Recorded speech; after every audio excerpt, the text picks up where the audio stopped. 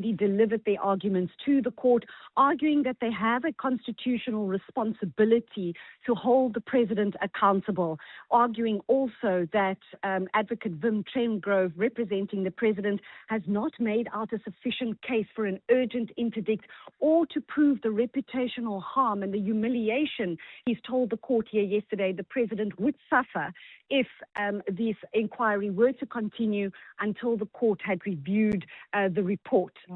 So we only expect that response to be made, and whether the judges will reserve judgment in this matter. The impeachment committee is due to continue with its work next week when it will consider the appointment of an evidence leader. So a lot riding on this case here this morning in terms of how Parliament is to proceed.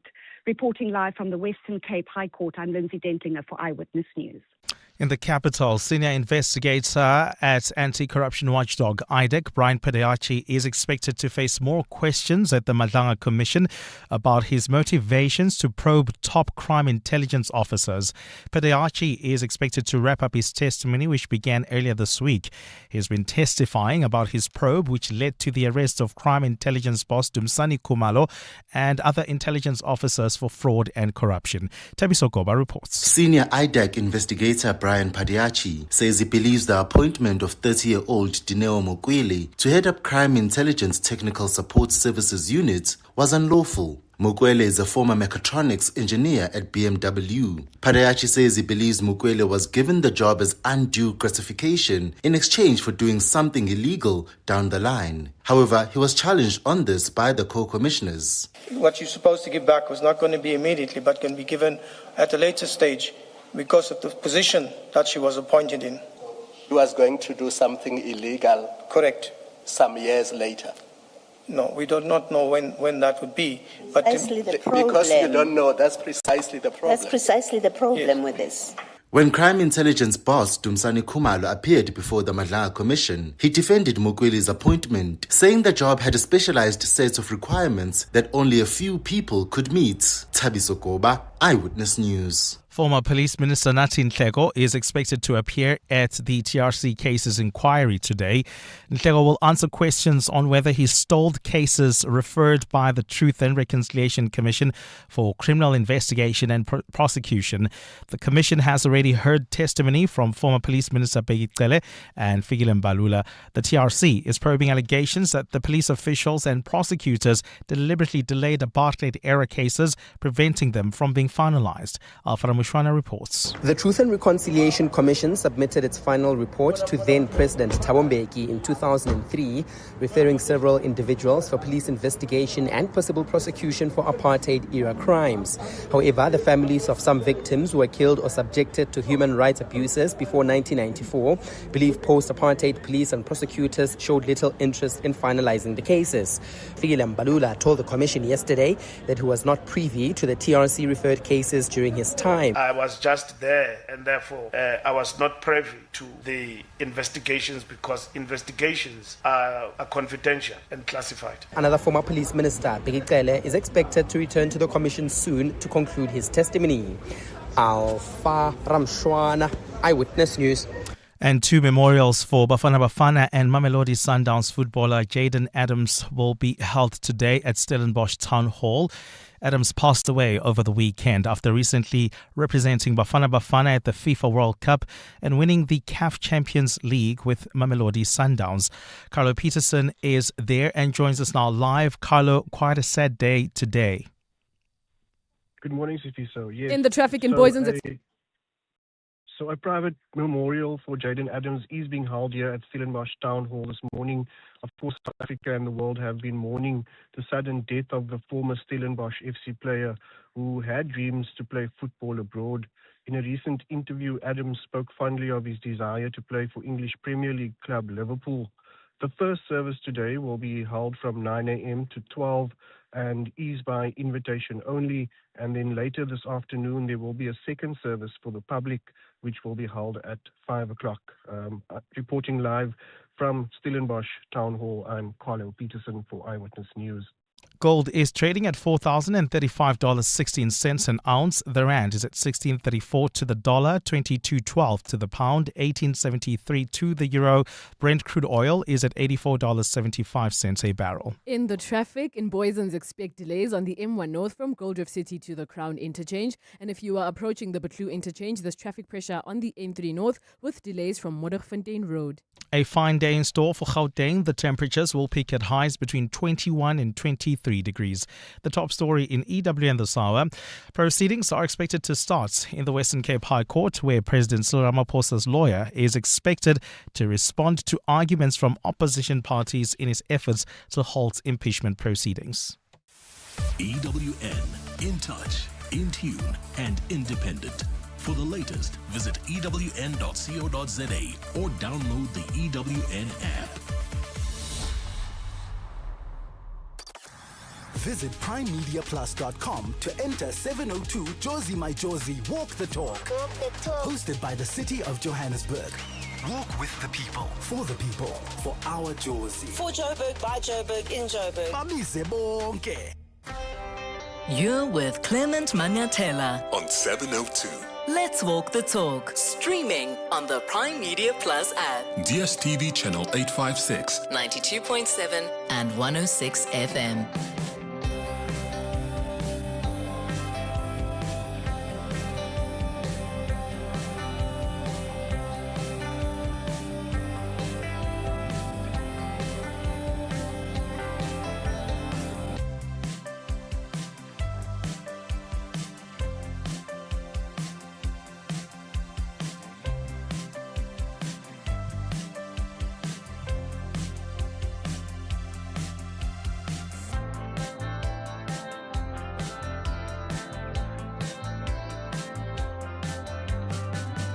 Nine minutes after 9 o'clock. Sanbonani, good morning. Bonjour. Welcome to the Clement Manyathela Show. It's great to be in your company as always. Thank you for joining us here on 702. I hope you're well this morning. We had so much fun yesterday at the Madlanga Commission. We were broadcasting live from the Madlanga Commission for Ket Matlala's appearance and testimony, which wasn't to be, but interesting nonetheless. And by the way, I met a really wonderful person there yesterday who is a big fan of the show.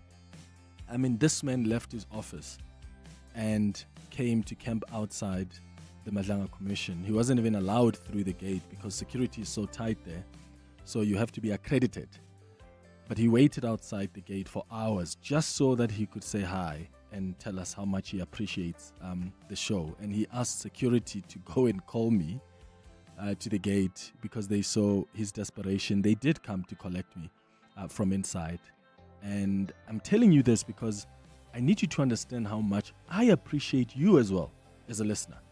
Because I really was touched yesterday by this man. You know, he was so genuine. I mean, there are many people that I meet or who come say hi when we have outside broadcasts or at event, and I do tell them how much I appreciate them. So I hope you know that.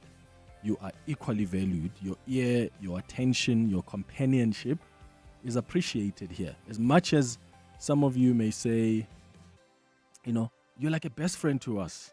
Well, I also feel like you're like a best friend to me because you listen to us every day. And you don't have to directly interact with us for us to have that companionship, right? You could be listening, you're not calling or you're not WhatsApping, but we're talking with each other. And I think that's important. That makes us each other's companions. So thank you. 011-883-0702. That's the number to dial this hour on the 702 open line. WhatsApps on 072-702-1702. So Argentina versus Spain in the final on Sunday at the FIFA World Cup in New York City. Argentina has now advanced to its second straight World Cup final after that thrilling 2-1 win over England yesterday. So Argentina and Spain are now set to face off in the World Cup final in New Jersey in the USA. Is it in New Jersey or in New York, the final? Oh, yes, it's in New York. It's in New Jersey, there, in New York. So we're going to... One of the things that I've really enjoyed enjoyed about, well, first of all, I have really felt such serious FOMO, right? I have throughout, and I was hoping, in fact, that we were going to beat who did we play the last time? Who did we play? Was it Canada? Canada, ne? We played Canada. I was hoping that we win against Canada so that I can somehow convince my bosses that I want to go watch the game and I want to do the show from from America. But that wasn't to be. So in New York, in New Jersey, this is where now this final is going to be taking place. And I wonder if this is how you saw it. Like, did you think that the final would be Argentina versus Spain? Or did you think it would be Argentina versus France? Because that's certainly what I was hoping for. I mean, I've been rooting for France throughout. Well, apart from, of course, South Africa and some of the African teams, I have been rooting for France. And I was hoping that Argentina and France would really square off in the final. But then, yeah, it's now Argentina and Spain. Are you going to be watching at 9 o'clock South African time on Sunday? Where will you be watching from? And was the final what you foresaw? And who are you backing to win the World Cup? Because honestly, I was hoping Argentina versus France and a victory for France. Let me know your thoughts there. Also, I know we spoke about it yesterday, the testimony of Brian Padiachi, the senior investigator at IDAC, who's currently investigating the Khumalo case. I know we touched on it yesterday, but he was back on the stand. In fact, my understanding is from EWN, he's back on the stand today. He was back there yesterday. And Ayman, there are so many things that are not making sense.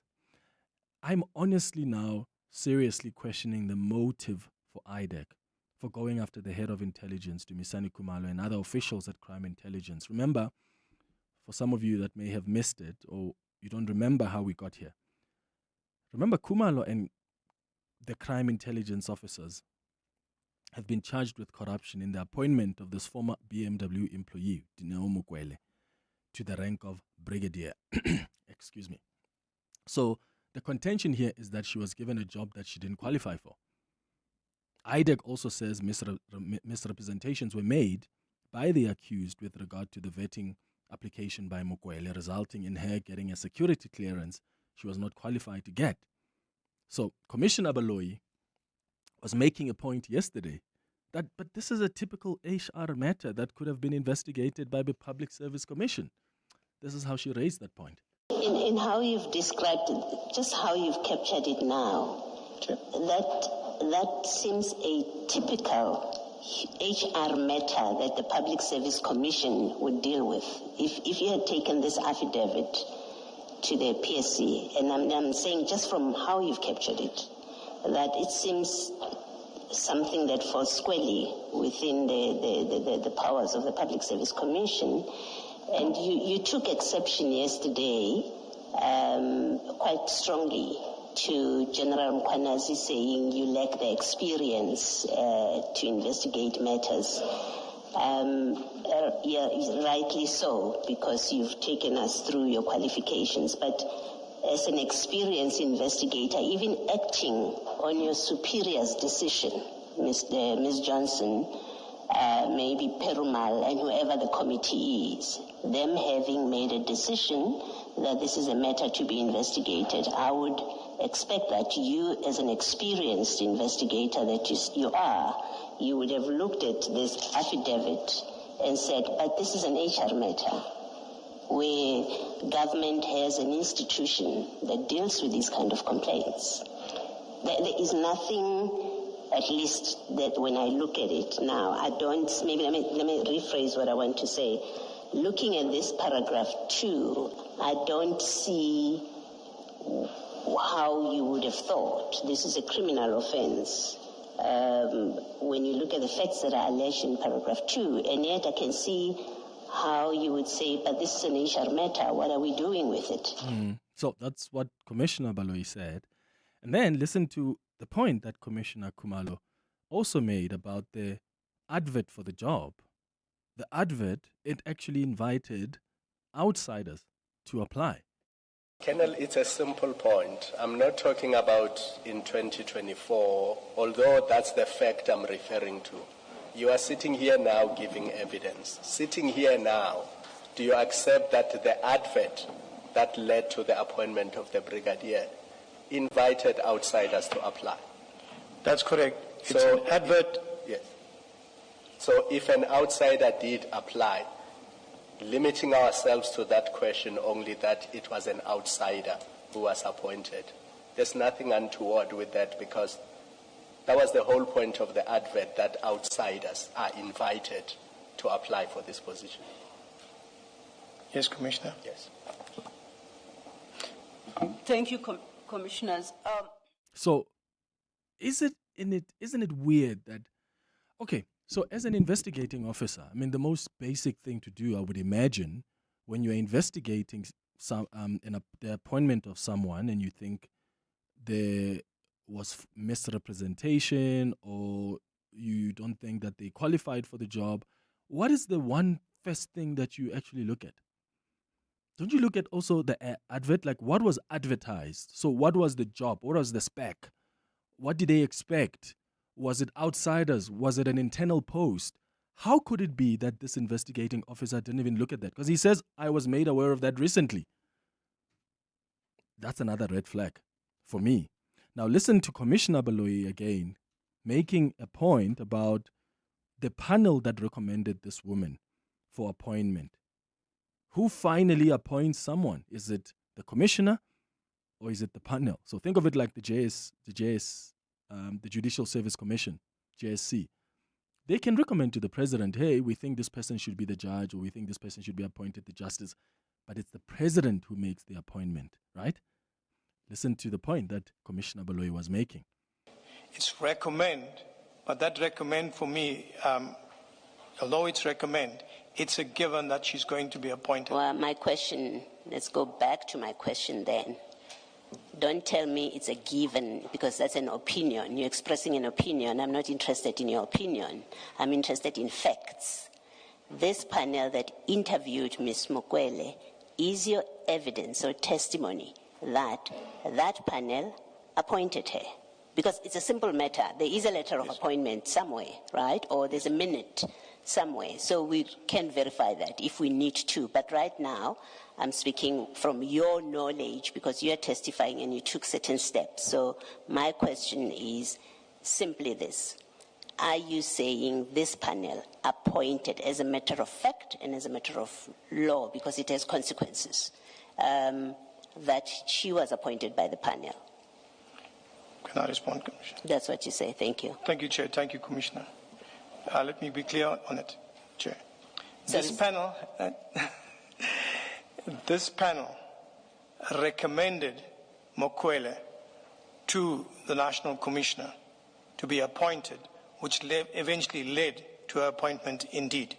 That's my answer. So, okay, let's reprise your answer. So you say now she was appointed by the National Commissioner. Correct. That's all. See, it was easy. That's all I wanted from you. Yes. Thank you. He's the one that eventually signs off. So then why are you not going after the commissioner? If you accept, which he did, that the commissioner is the one who signs off because the recommendation is made to him, why are you going after Dumisani Khumalo and some of these top intelligence officers, but you're not going after the commissioner?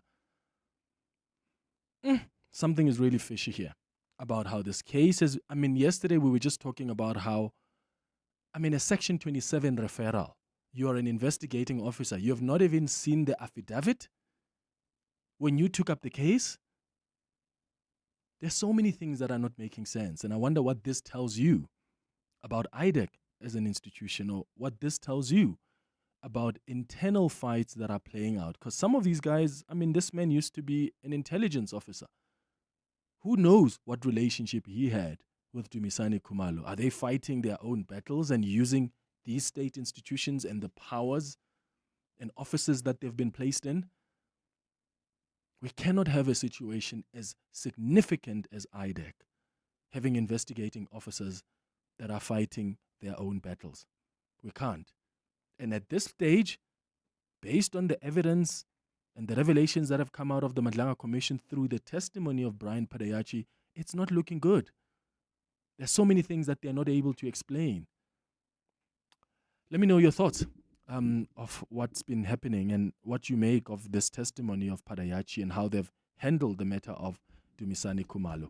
011-883-0702. Between 10 and 11 o'clock, we're going to do our Hanging Out feature. And today I'm hosting a former minister and now South Africa's ambassador to the U.S, Rolf Meyer.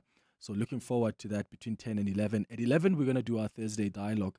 And today I'm going to be asking, is IDAC facing an institutional crisis?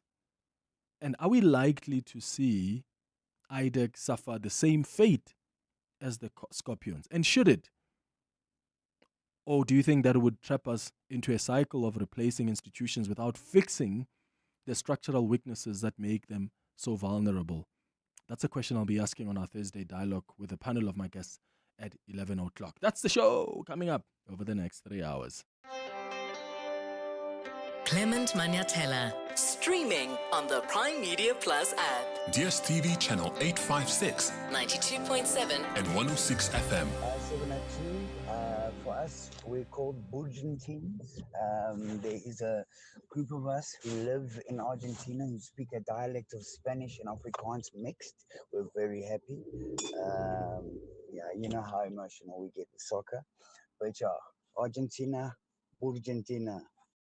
Morning, Clement. Messi, he's going to retire a happy man. Yeah, definitely. Argentina will defend the title. Amen.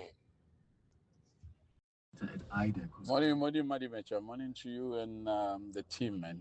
Madimecha, I've always been rooting for us. And as soon as we got out, I started rooting for Spain, you know. I like the way they are. I like the way they play the football. I like the way they behave globally. I love their president.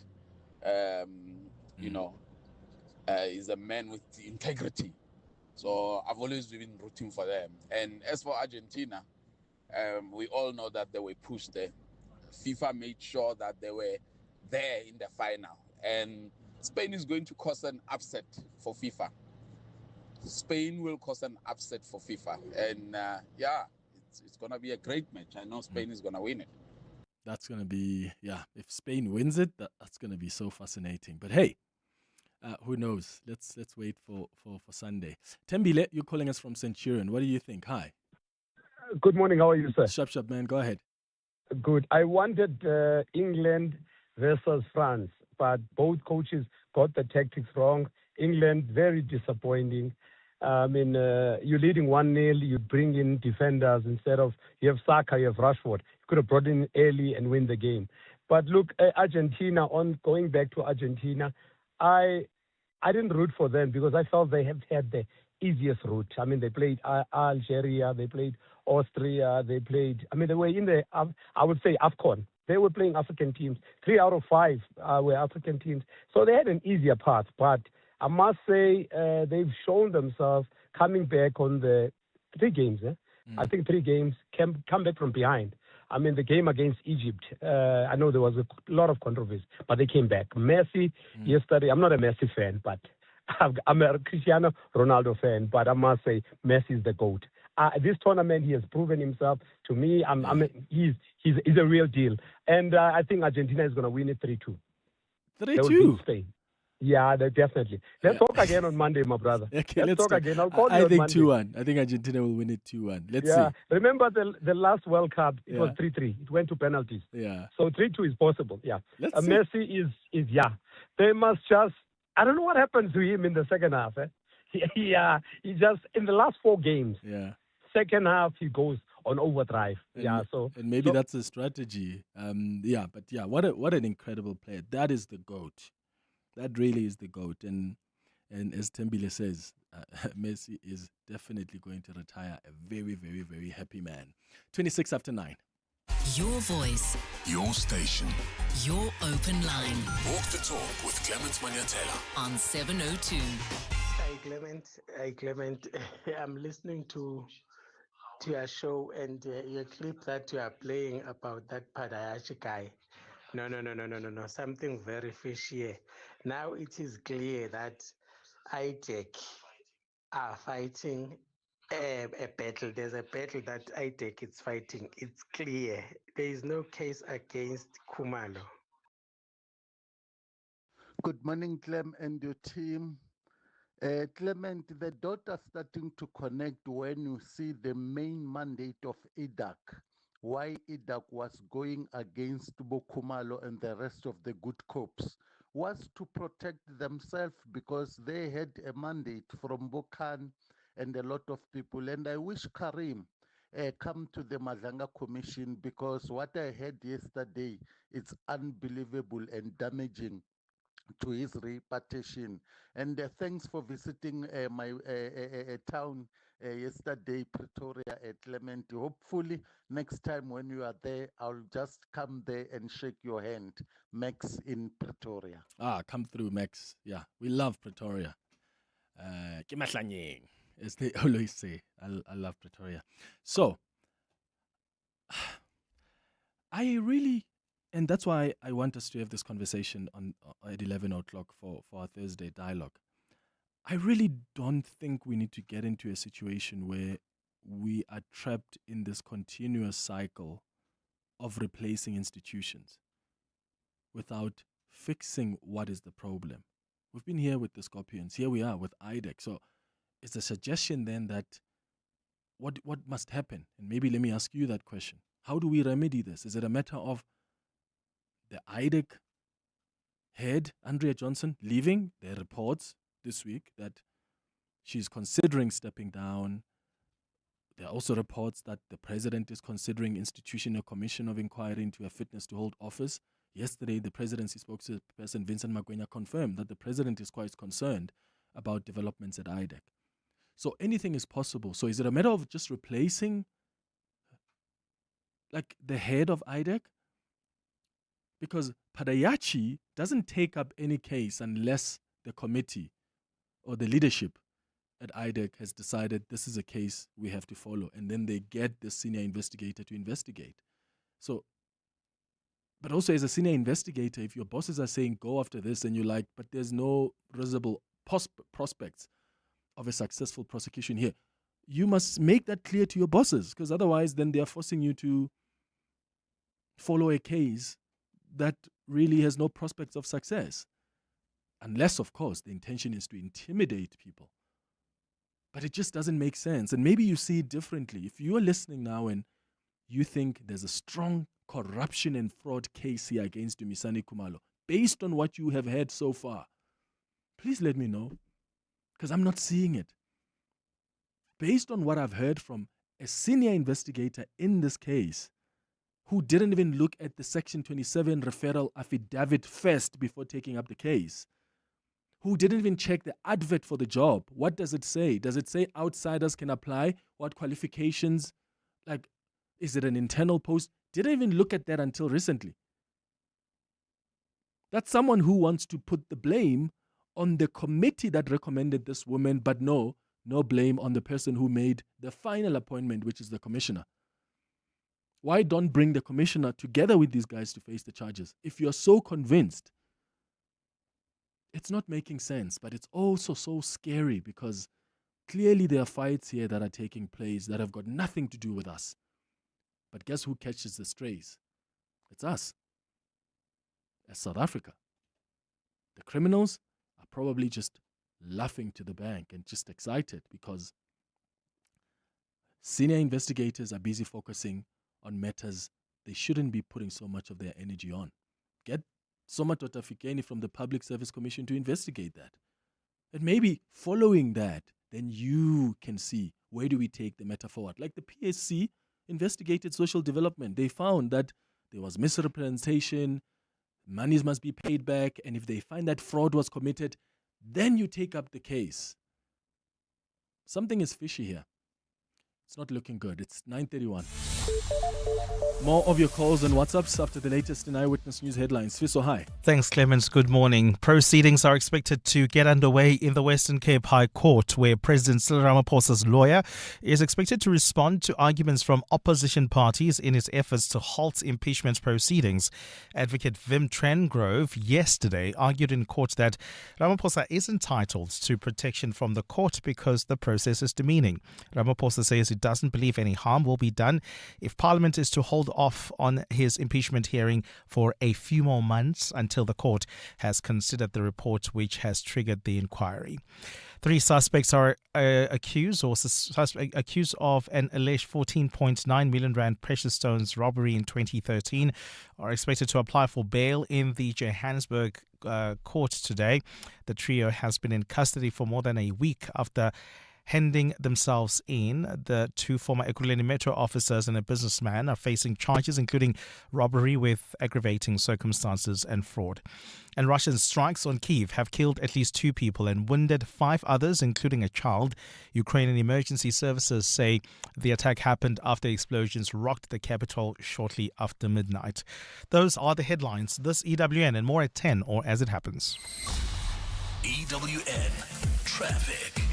If you are heading towards the Batlu interchange, there's still some traffic pressure on the N3 North. It is due to an accident just after Marlborough Drive. And in Boysens, you can also anticipate slight delays due to those persisting peak time delays on the M1 North. This is from Goldrift City all the way to the Crown interchange. In Sandton, there's faulty traffic lights on the M1 South and Grayston Drive, and it is causing slow-moving traffic. You can also look out for faulty traffic lights in 4 ways at Monte Casino and Winnie Mandela, in 4 ways at Cedar and Witkoppen, as well as in Lone Hill at Main and Lone Hill. If you come across any other traffic on your side, please do send us a WhatsApp message on 072-702-1702. There's more EWN on air, online, and on the EWN app. 702 Josie, my Josie Walk the Talk is calling on you to walk with the people, for the people on Sunday, the 26th of July. Babiza Bonke. And this year, you can choose from 3 different inner city routes. The 5-kilometer Victoria Yards route takes you from Ellis Park through the inspirational Joburg Cricket Club into Victoria Yards and past the Troyville Hotel. And then you finish off at Ellis Park. So whether you're taking on the 5-kilometer, 8-kilometer or 15-kilometer route, enter now on primemediaplus.com and get ready for the 702 Josie, my Josie Walk the Talk, hosted by the city of Joburg. Big advances in health are happening right here in South Africa. Local researchers are studying a new TB vaccine called M72 that could help stop people from getting seriously ill. And programs like Coach Mpilo are helping men living with HIV overcome stigma, start treatment and stay on it through peer support and private chat guidance. It's South Africans helping shape the future of global health, supported by the Gates Foundation for 25 years. Partners of human potential. Josie is moving. People are showing up. Communities are stepping up. We see you, Josie. Asambe. ABSA is proud to partner with 702 Walk the Talk on 26 July. Thousands will take to the streets of Josie CBD and celebrate what makes this city iconic. Visit absa.co.za/702 Walk the Talk. ABSA is an authorized financial services and registered credit provider. Just Andalex it.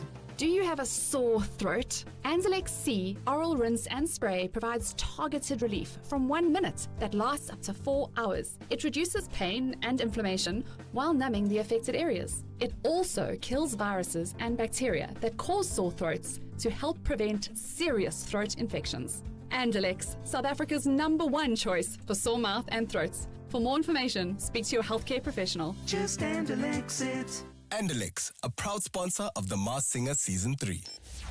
Incredible Mazda moments of wonder await around every scenic twist and turn at 702 Josie My Josie Walk the Talk. Walk the talk. Because on Sunday, 26th July, you get to discover 5 Mazda wonder experiences on the 8-kilometer route. From a stunning Japanese garden to a world of color. Visit One and share your wonder moments on Facebook, Instagram, or TikTok. Then tag and follow at Mazda SA using hashtag Mazda SA, and you could win your share of 50,000 Rand thanks to Mazda, where wonder awaits. Official vehicle partner of 702 Josie My Josie. Walk the talk. T's and C's apply. Your voice, your station, your open line. Walk the talk with Clement Manyathela on 702. 24 minutes before 10, it's the 702 open line. I've been asking you about the final, the FIFA World Cup final on Sunday. It's going to be Argentina versus Spain in the final in New Jersey. And yeah, as I said to you earlier, I was hoping for Argentina versus France. But let's see how it goes. I've got a tweet here from Tabo who says, Clement, the top 4 semi-finalists are the top 4 FIFA-ranked teams. So the semi-finalists weren't a surprise, but the final, it's impossible to call. I thought France and England would make it. On paper, they looked stronger, but Messi and Rodri basically said, hold my beer. Yeah, Tibos, that's exactly what happened. It is, indeed. No, you are calling us from Fourways. What are your thoughts? Good morning. Good morning, Clement. Sure. I actually called it to be between Argentina and Spain. Mm-hmm. You know, because starting first with the game between France and Spain, France got individual players that do not play as a team, and I knew, given that there's a lot of Barcelona influence in that team, they will cut you open with easy. You should see the second goal of Petro Porro. What the best number 10 in the world did. It's just like put the ball out there and the guys just scores with no one else. Okay. And then lastly, in coming to Messi. Messi for me is the greatest. And I hope this time around, people that have been talking about the GOAT and all this topic is rested. I call him the black Sam strip, the lightning strike. He has done this in the past 20 odd years. Being a Barcelona fan, he has done me proud. I'll always be a Messi supporter. And coming to Tuchel hasn't learned. He was the last time Real Madrid won a Champions League. He was the coach of Borussia Dortmund. Dortmund was leading 2-0. He did the same thing last night. And immediately when he made the changes like that, I said to myself, here they go. They're going to lose, because that England team is the same as Argentina. They like to attack. So maybe only inhibit them, start to put more defenders in. You cannot defend for that long time, especially when you've got a player like Messi. You know, ball players, we cannot at all. So the Black Sam Strip last night has done me proud. And on Sunday night, I'm torn between the two. Yeah. You know, I want Spain to win, but on the other hand, I want Messi to win because it might be his last World Cup. It's definitely the group in the Spain team. Yeah. They've still got an opportunity to win it. Yeah. So rather Messi win it, and then the other ones will come back. You know? But also Messi has really played brilliantly, man. I think he deserves it. He deserves, and I'm worried. I'm worried by people, the way they talk about Spain being set up, Argentina being set up to win. No. If you look from the start of the tournament, he has missed penalties, and those didn't actually affect him. Absolutely. And on his own, immediately after missing, I remember reading some story. He said it was on his mind. He said if I keep this on my mind, I will not play well. Yeah. And guess what? He just performed. True. He has performed, and I think that would be a beautiful, beautiful send-off for him. Let him lead Argentina to win this World Cup and defend the championship. And yeah, when he retires, he's going to be quite a happy man. It's 20 minutes now before 10. Your voice, your station, your open line. Walk the talk with Clement Manyathela on 702. Good morning, Clement and Tim. You know, this case, the way this case was investigated is similar to the way the Senzo Mewa case is being investigated or was investigated. As a layman, you can tell that, something doesn't add up. You know, I wish the Senzo Mewa trial can just go to Madanga, because that's where we're going to find the truth of what happened. Because where it is now, we're not going anywhere. I'm telling you. Thank you. Good morning, Clement. I see all that, the advert, the section 27, the whatever. But to sit there and say she was arrested for committing fraud in future. In future, Since yeah. when do we have fortune tellers in IDAC? Really? Mm. Guys, how shocking is that? So there's actually a clip that I want to play for you to demonstrate this point that the listener is raising. They said, no, this lady from BMW was appointed to the rank of brigadier, and IDAC believes that this woman may, being the operative word, may commit crime in the future and do things just to like appreciate and thank Dumisani Kumalo and other top intelligence officers for getting him this job even when she didn't qualify, for getting her the job even when she didn't qualify for it. So IDAC says we're charging her because she may commit some crime of sorts in the future, maybe a bribe, or because this is quid pro quo. I would imagine that's really the line they're going with. But since when do you charge people for what they may do in the in the future? Oh my goodness! Listen to how this was explained yesterday. That employment is gratification. You must be giving that in order to influence the other person to do something illegal.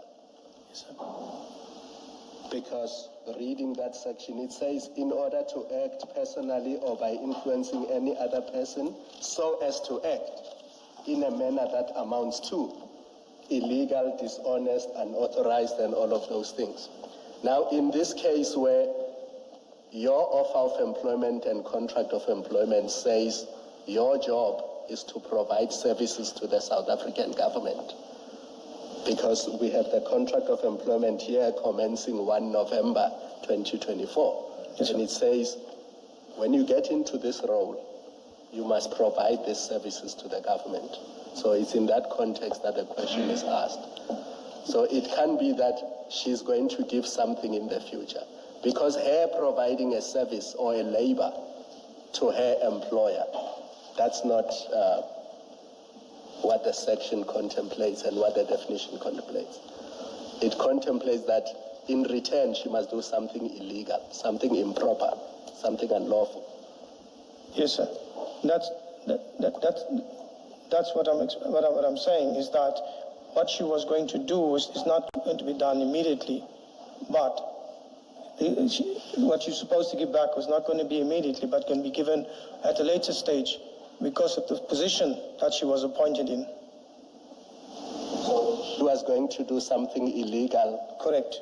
Some years later. No, we do not know when that would be. But Precisely the problem. Because you don't know, that's precisely the problem. That's precisely the problem with this. That you have you formulated a charge. You got a warrant of arrest. You got people arrested. You have people appearing in court. And continue to do so on the basis of something that you say, and rightly so, fairly so. You say, well, we don't know, maybe in future she was going to do that. How does that, for a seasoned investigator, how does that sound right? As you say it, we don't know, maybe in future she was going to do that, and you've taken all these drastic steps that have a consequence on people's lives and have had a consequence. And you sit there now, many months later, you say, well, we don't know. Maybe she was going to do it in future. It cannot be right. That's a basis on which you went and instituted this prosecution and got a warrant of arrest. That's precisely the problem with this.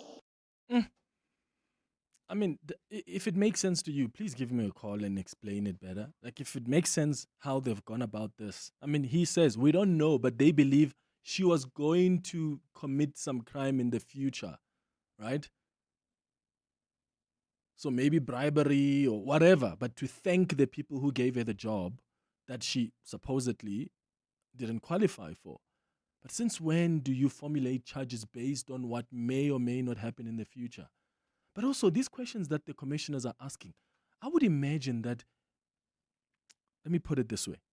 At the NPA, before they take up any matter for prosecution, they have to be convinced that beyond reasonable doubt, there are prospects of a successful prosecution in this case. That's it. Before any matter is taken through to the courts, it's enrolled, that is the test that that case must pass. Are we convinced as the NPA that beyond reasonable doubt, there are prospects here of a successful prosecution? And if the answer is yes, enroll the matter. If the answer is no, then no. Maybe refer the matter back to the Hogs for further investigations. That's actually what the expectation is. So the questions the commissioners are asking, that's exactly the questions that IDAC and its leadership need to ask before they decide to have an investigator or even enroll the matter. Like before they even said to Parayachi, investigate this case, don't they sit down and say, okay, this is where we believe the strength of the case is. This is where maybe the weaknesses are. Let's look into that. Was that conversation even had? Because my challenge is if no one at IDAC has picked up these discrepancies and concerns around the processes that were followed before this matter was enrolled and the arrests were instituted against Tukumala and the other intelligence officer, if no one at IDAC has picked up these concerns, we're in trouble then. Then why must IDAC continue to exist in that way? Because what else are they going to do next in the next case? So if no one at IDAC has raised red flags about this case based on the questions the commissioners are asking, do you have confidence in IDAC? I don't. If no one has seen these discrepancies and they ventilated these concerns, and look, maybe they looked at them and they were satisfied that no, even with these concerns or these red flags, we are confident that we have a strong case. I can get that. But if no one investigated thoroughly what the commissioners are asking, then we're in trouble. We really are. It's 12 minutes before 10.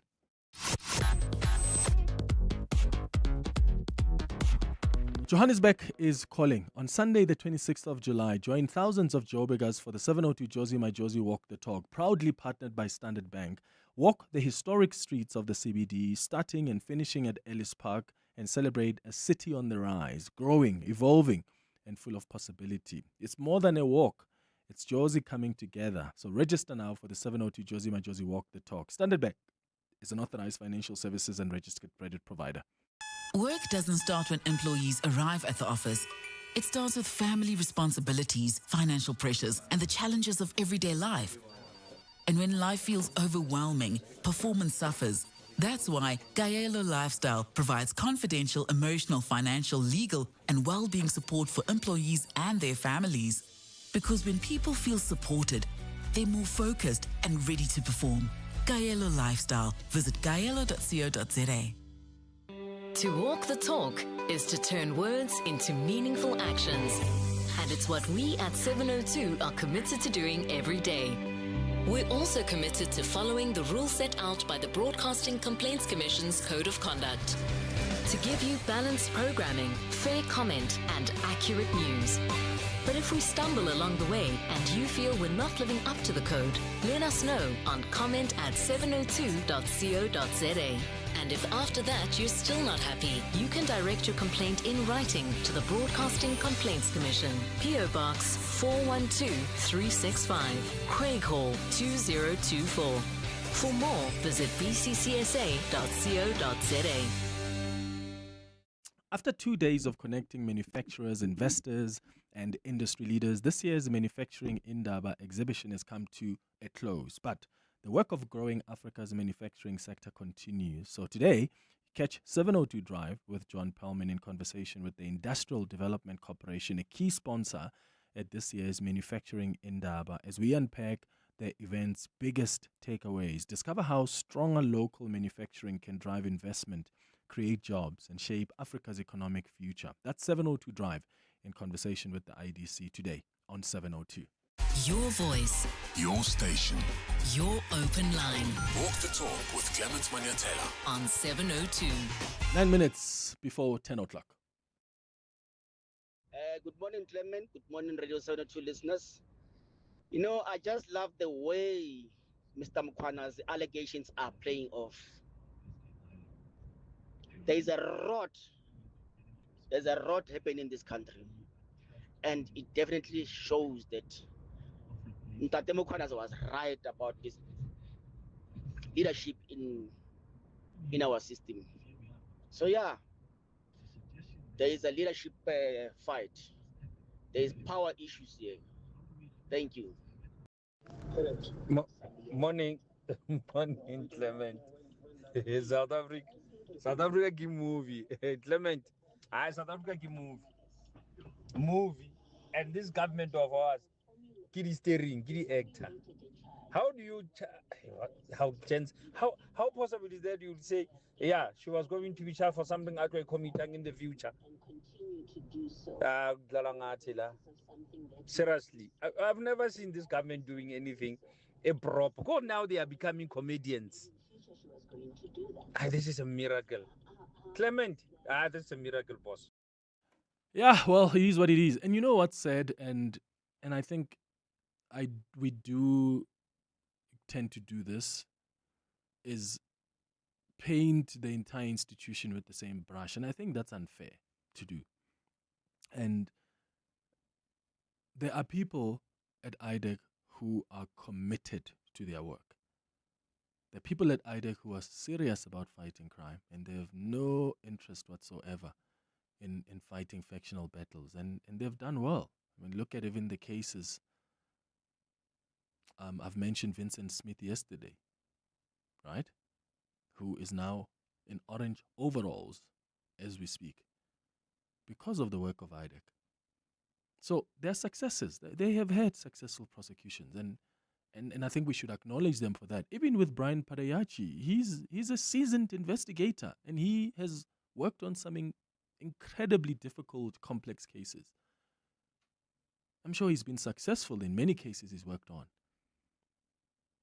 But that doesn't mean he may not allow himself to meddle up in things he shouldn't be meddling up in. And I don't know whether the blame should necessarily be placed on him or the blame should be placed on the leadership of IDAC, because they're the ones who decided that this is a case that must be investigated and there's a strong case here for a successful prosecution. But as an investigator, you've got a right to also question. Huh? Like if I'm being told by my bosses to say, hey, let's have a conversation about this. If they ever say that, I can say to them, I don't think that's going to work. I can give my opinion. That's what you do. And if really I'm being told to talk about something that I completely think goes against my values, my profession, my own ethics, then I make that known and I refuse to do it. Because I'm sure he wasn't forced to. They could have picked up somebody else to investigate the case. So my question then is, what did he do about it? So he can't easily escape being held accountable here.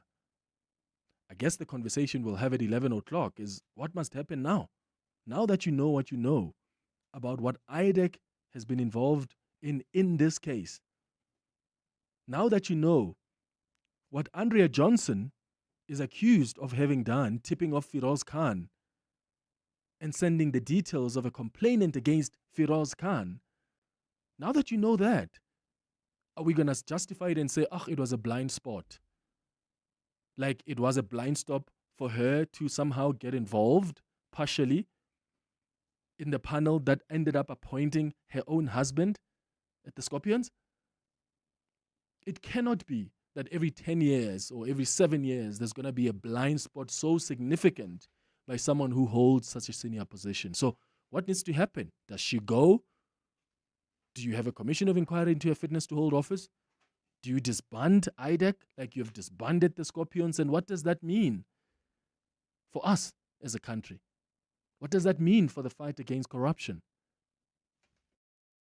How's it, Clement? At the same time, how is it possible that the warrant was actually issued? It doesn't really make sense that obviously one is getting arrested for the future, and at the same time, but the judge is able to issue out a warrant for such a frivolous case? Morning, Clement. It's Baron here. Look, yeah, IDAC must be disbanded. It's a waste of our peers' money. They assume that crime will be committed. Let's arrest the person before the crime is committed. This is not on, Clement. IDAC must be investigated. IDAC must be disbanded, simple and straightforward. I don't know what to say. I'm so flabbergasted. That's a taboo, really. Baronia Alexander. Thank you, Clement. I don't know. I've got no words.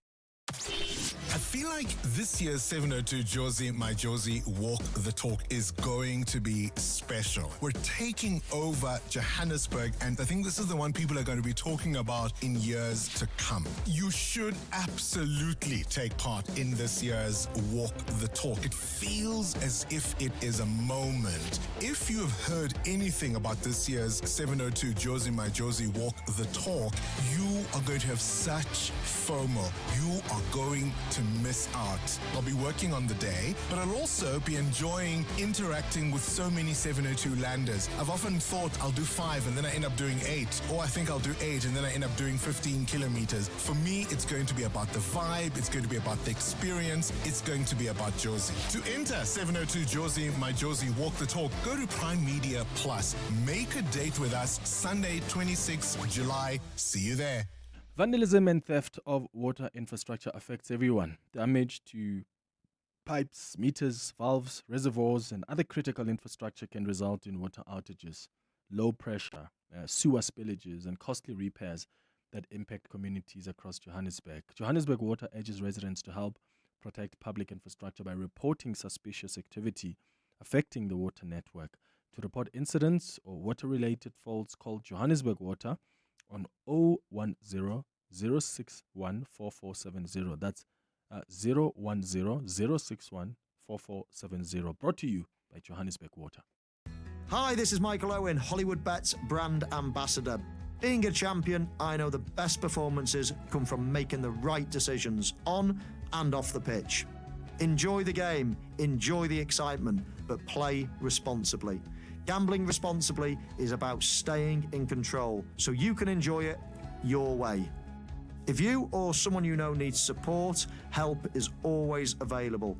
Call the South African Responsible Gambling Toll-Free Counselling Line on 0800 006 008 or WhatsApp help to 076 675 0710. Welcome to Nando's Taste-Demonials. It's the flavor! Real reviews by real people. Nadine from Belito is no scallop, but she did call the flame-grilled half chicken in Nando's unique peri-peri recipe with a single side of your choice for $125 dope. Whoop, whoop, whoop, whoop, whoop. Okay, sorry. Relax, Nadine. The only thing we're busting here is your hunger. Okay? Nando's. Oh, what a place. The Money Show. Weekday evenings at 6. Now the PIC loses the CEO, 2 directors have resigned. We have an investigation from the authorities. How do you understand what on earth has gone wrong here? Well, I suspect what has gone wrong is that the PIC, in spite of how important it is in the investment sector, is governed as badly as a tuck shop. Kaya Satole, the CEO and Director, Karuska Consulting. The Money Show on 702. Let's walk the talk.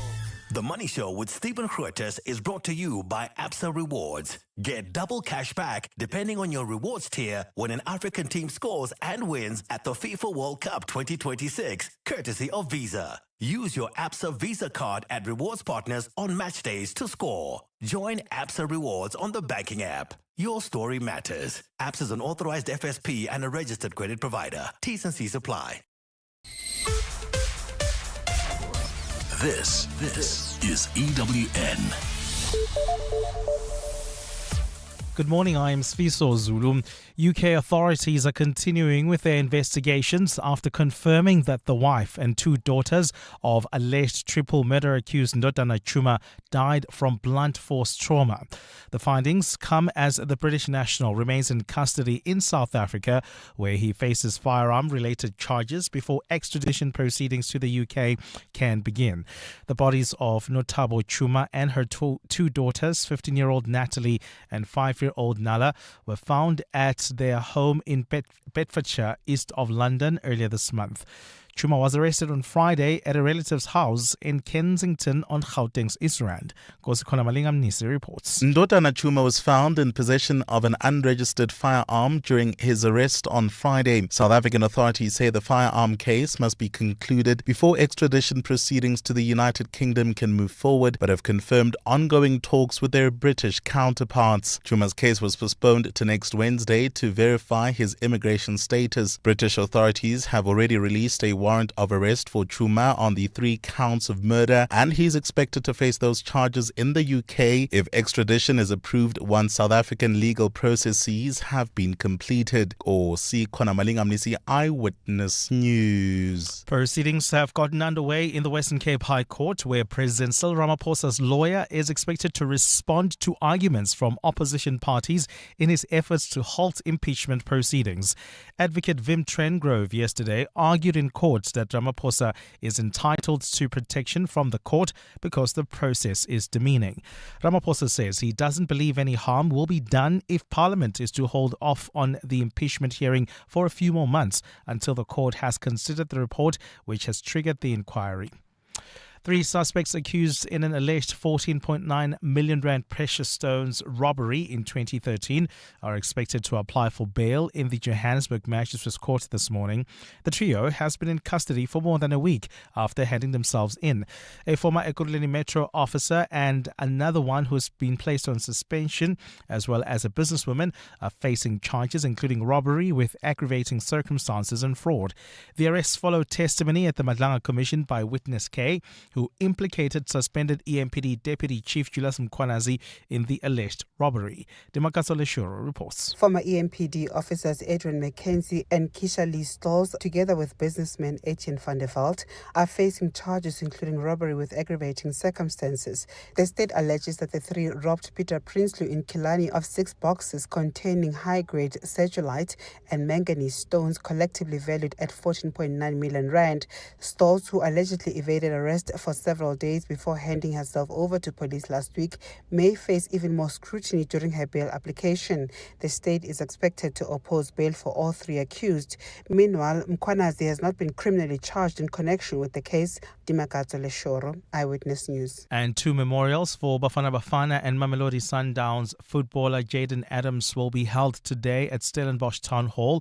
Adams passed away over the weekend after recently representing Bafana Bafana at the FIFA World Cup and winning the CAF Champions League with Mamelodi Sundowns. Carlo Peterson has more. A private memorial for Jaden Adams is being held here at Stellenbosch Town Hall this morning. South Africa and the world have been mourning the sudden death of the former Stellenbosch FC player who had dreams to play football abroad. In a recent interview, Adams spoke fondly of his desire to play for English Premier League club Liverpool. The first service today will be held from 9 a.m. to 12 and it's by invitation only. The second service for the public will be held at 5 p.m. Carlo Peterson, Eyewitness News at Stellenbosch Town Hall.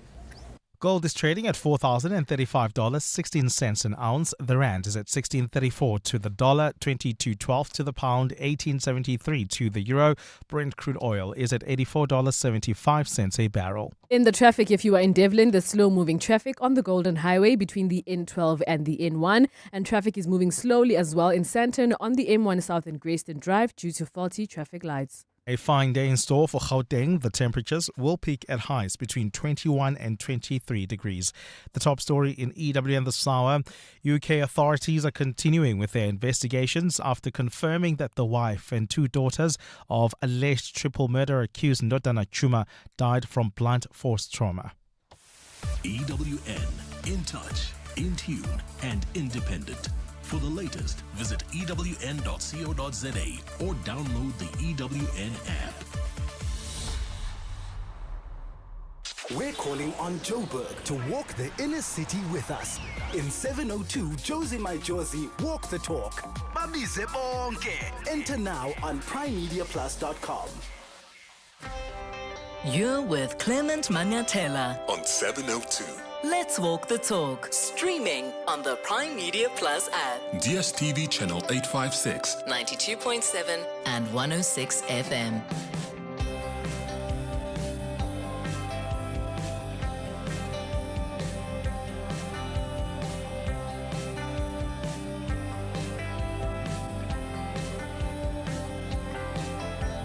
Six minutes after 10 o'clock, Sanbonani, Dumelang. Welcome. This is the second hour of the Clement Manyathela Show. Thank you for staying with us here on 702, and thank you for your contributions on the 702 open line this morning.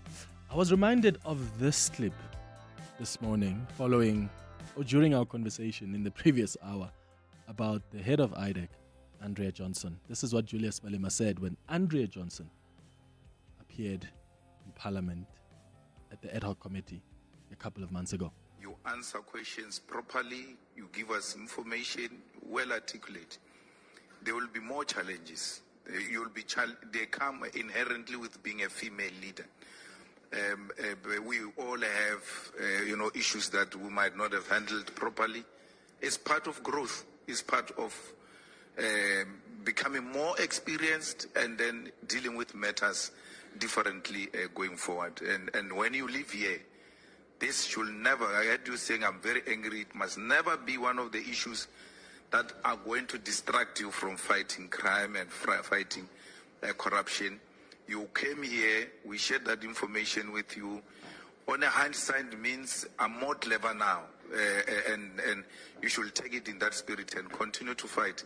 I thought Winnie Mandela died, but Winnie Mandela has multiplied. Thank you very much. Yeah, Winnie Mandela has multiplied. Look, to be fair on Julius Malema, I don't think what he's saying there is necessarily weird or wrong. I mean, what he was saying is, we see the mistakes that you've made, and in the future, you must just make a different judgment. Now you know better. You've learned from your mistakes. Like, shouldn't we all be given that opportunity to learn from our mistakes? So I get where he was coming from, right? Because some people believe that this woman should have just been condemned and thrown into this dark hole for having made a mistake 10 years ago. I get where Julius is coming. But having said that, I also understand that we have to connect the dots. Politicians, as I always say to you, believe them at your own peril. They will always do what's best for them and for their political expediency. That's just how they are wired. That's why you get surprised that President Cyril Ramaphosa would not fire certain people or would appoint certain people. And you think, really? Does he not see it? Of course he does see it, but he's a politician. Similarly so with Julius Malema or any other politician, political expediency. So you must always learn to connect the dots. Julius Malema has a relationship with Firoz Khan. That has been well established. We've seen WhatsApp messages where he communicates via Saeed with Firoz Khan. Who does Firoz Khan have a relationship with? Firoz Khan has a relationship with Andrea Johnson. Why? Because evidence at the Madlanga Commission has suggested that Andrea Johnson, as a senior investigator, once tipped off Firoz Khan about a criminal complaint against Firoz Khan before Firoz Khan was even approached by the police. So you connect the dots. Do you think it's a coincidence that Julius would take such an approach towards the head of IDAC, who happens to have a close relationship with the same man that Julius Malema has a relationship with? I don't know. You make up your mind. It's 10 minutes after 10 o'clock. Time now. Hanging out with Clement on 702. Let's walk the talk. For our Hanging Out feature. And this morning on our Hanging Out feature, I've got a former minister who is now South Africa's ambassador to the U.S, Rolf Meyer. This is someone who served in cabinet as minister. In fact, probably under 3 presidents? It was P.W. Botha, F.W. de Klerk, and Nelson Mandela as well. But also, more importantly, he served as the National Party government's chief negotiator during the multi-party talks of the early 1990s, working alongside the ANC's Cyril Ramaphosa at the time to break successive deadlocks and pave the way to the country's first democratic elections in 1994. And since stepping down, he's really been involved, from frontline politics to really trying to build a career as an international peace mediator, consulting on conflicts from Northern Ireland to Sri Lanka and other places, you name it. And as you remember, earlier this year, President Cyril Ramaphosa decided to appoint him as South Africa's ambassador to the United States, tasked with a difficult job of steadying a relationship that strained under the Trump administration. And he joins us now on the line via Zoom.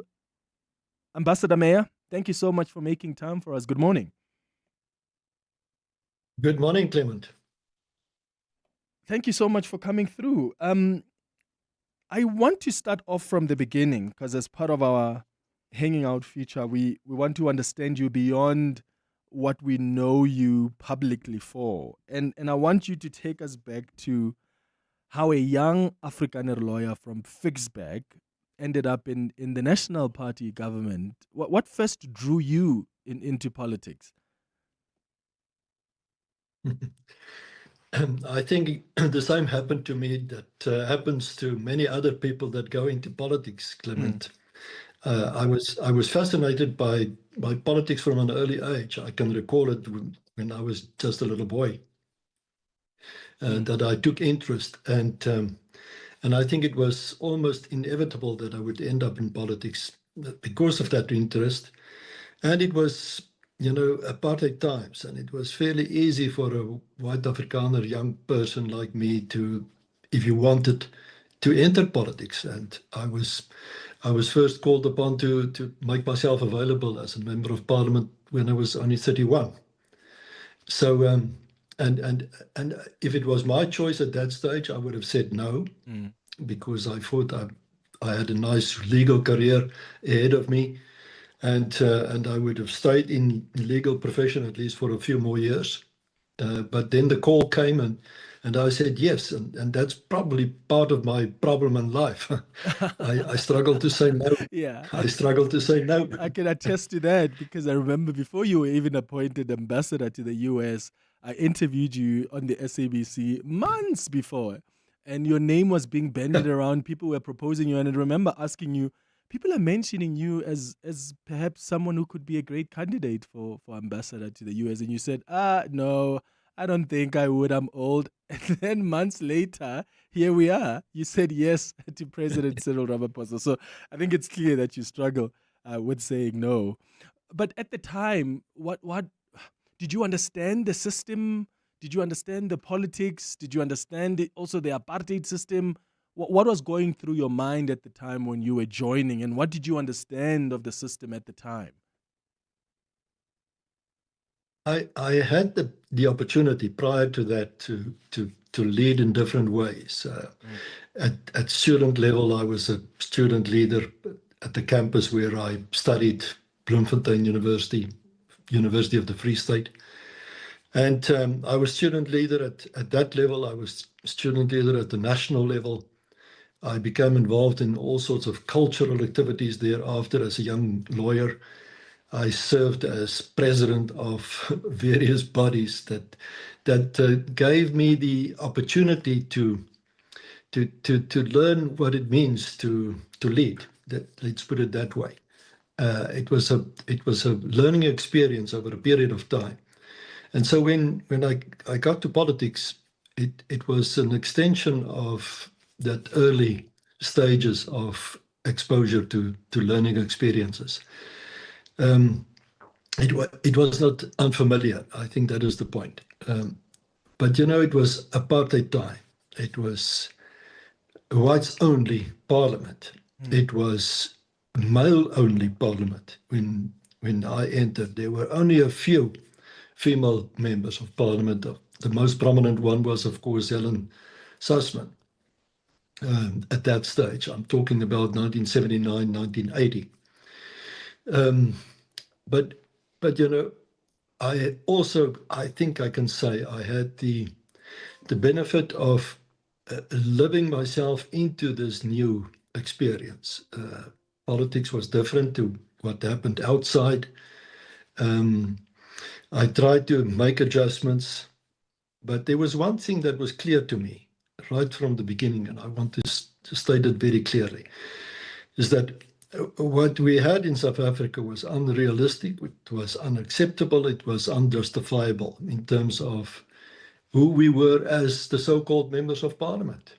We were representing at that stage, as it was, 13% of the total population. And I will never forget that day that I sat down for the first time on the green benches of parliament. That realization struck me straight from the front to realize I'm here as so-called elected member of parliament, but it's not real. It doesn't mean anything. It's not something that I can actually be proud of. Yeah. And that became a driving force in my whole political move forward from there, to work for change, to bring about the change that was necessary and required. Were there people who were raising this conflict and discomfort at the time in the National Party, or even in the parliamentary structures? Like, were there people who, because you're saying that, at the time, there are some of you that saw that, hey, what's happening here is weird. Like, it's all just white members of parliament, mostly male, mostly white, but you're representing 13% of the population, but this is an apartheid system that's against the majority of people in the country. Were there people raising their dissatisfaction, unhappiness within the party, in parliament? You were quite a number of members of the National Party. Oh, Ambassador, we're having challenges there with the line. I think some internet issues there. So what I'm going to do now is take a quick ad break, and then when we come back, we'll try and re-establish that line. I'll give you an opportunity to respond to that question. We're hosting Ambassador Rolf Meyer.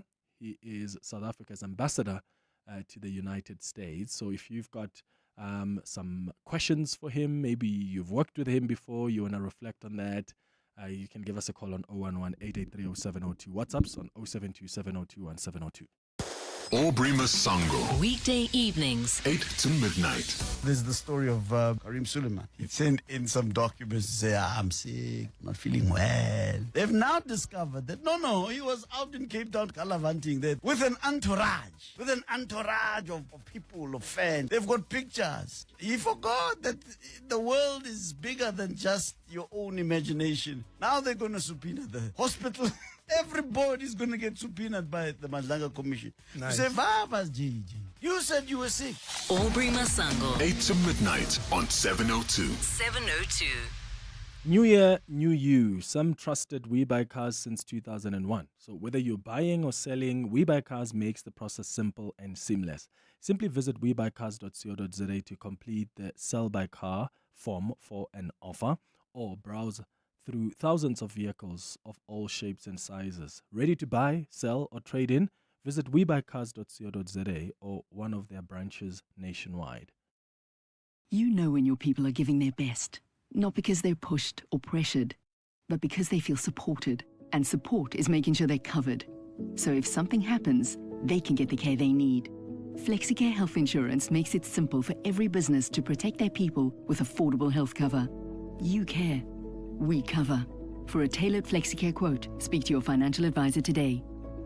FlexiCare is not a medical scheme and the cover is not the same. FlexiCare is underwritten by Auto & General, a licensed non-life insurer and FSP, and administered by Discovery Health, an authorized FSP. Be in it to win it with Hollywood Bets and Playtech. 1.5 million rand in cash and a Haval Jolion Pro are up for grabs. Bet 2 rand or more on slots, 10 rand or more on crash, and 50 rand or more on live casino games. Slots such as Mega Fireblaze light up the reels. Cash it and kick it make multiplier magic while adventures in Wonderland Live bring fantasy to life in live casino. Competition runs until 31 July. Bet now. T's and C's apply. Hollywood Sportsbook is a licensed betting operator. No persons under the age of 18 years are permitted to gamble. Winners know when to stop. South African Responsible Gambling Foundation toll-free counseling line 0800 006 008 or WhatsApp help to 076 675 0710. What is your business here? You didn't start your business to play it safe. You took the leap,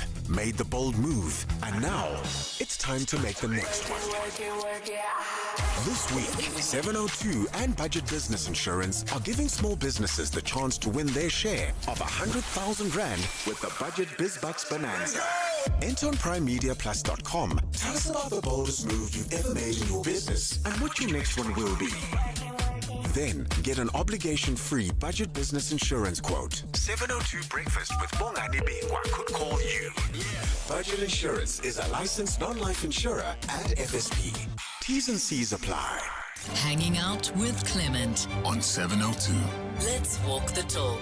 21 minutes after 10 o'clock this morning, we're hanging out with Ambassador Rolf Meyer, South Africa's ambassador to the United States. This is someone that you know well, having played quite a crucial role when he was the National Party's chief negotiator during the multi-party talks of the early 90s, working alongside Cyril Ramaphosa at the time, who was in the ANC, to break those deadlocks and pave the way for the country's first democratic elections in 1994. But also he served as a minister in cabinets for various presidents, P.W. Botha, F.W. de Klerk, Nelson Mandela, and we getting to know him better this morning on our Hanging Out feature. Ambassador, earlier on we had a bit of issues with the network. You were breaking a bit, but you were responding to the question I asked about the discomfort that was raised, if at all, by some within the National Party at the time. And was it gaining momentum? Were there people who were uncomfortable about the status quo, about the apartheid system internally, or people were more concerned about, well, we're benefiting here. If this is abolished, then we're going to be in trouble?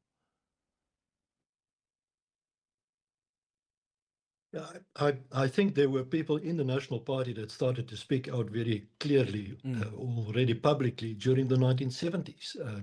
The most prominent of which was Pik Botha, who was, by the way, also ambassador to the United States and the United Nations prior to becoming foreign minister for South Africa in the late 1970s.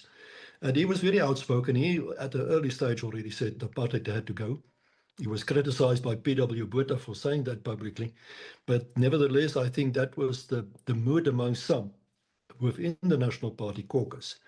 And myself as a youngster joining that group onwards after I became member of parliament, you know, at least there was the comfort that there were others thinking the same way. And there were prominent and leaders within the party that started to speak out. We also saw some reforms starting to take shape in the early 1980s.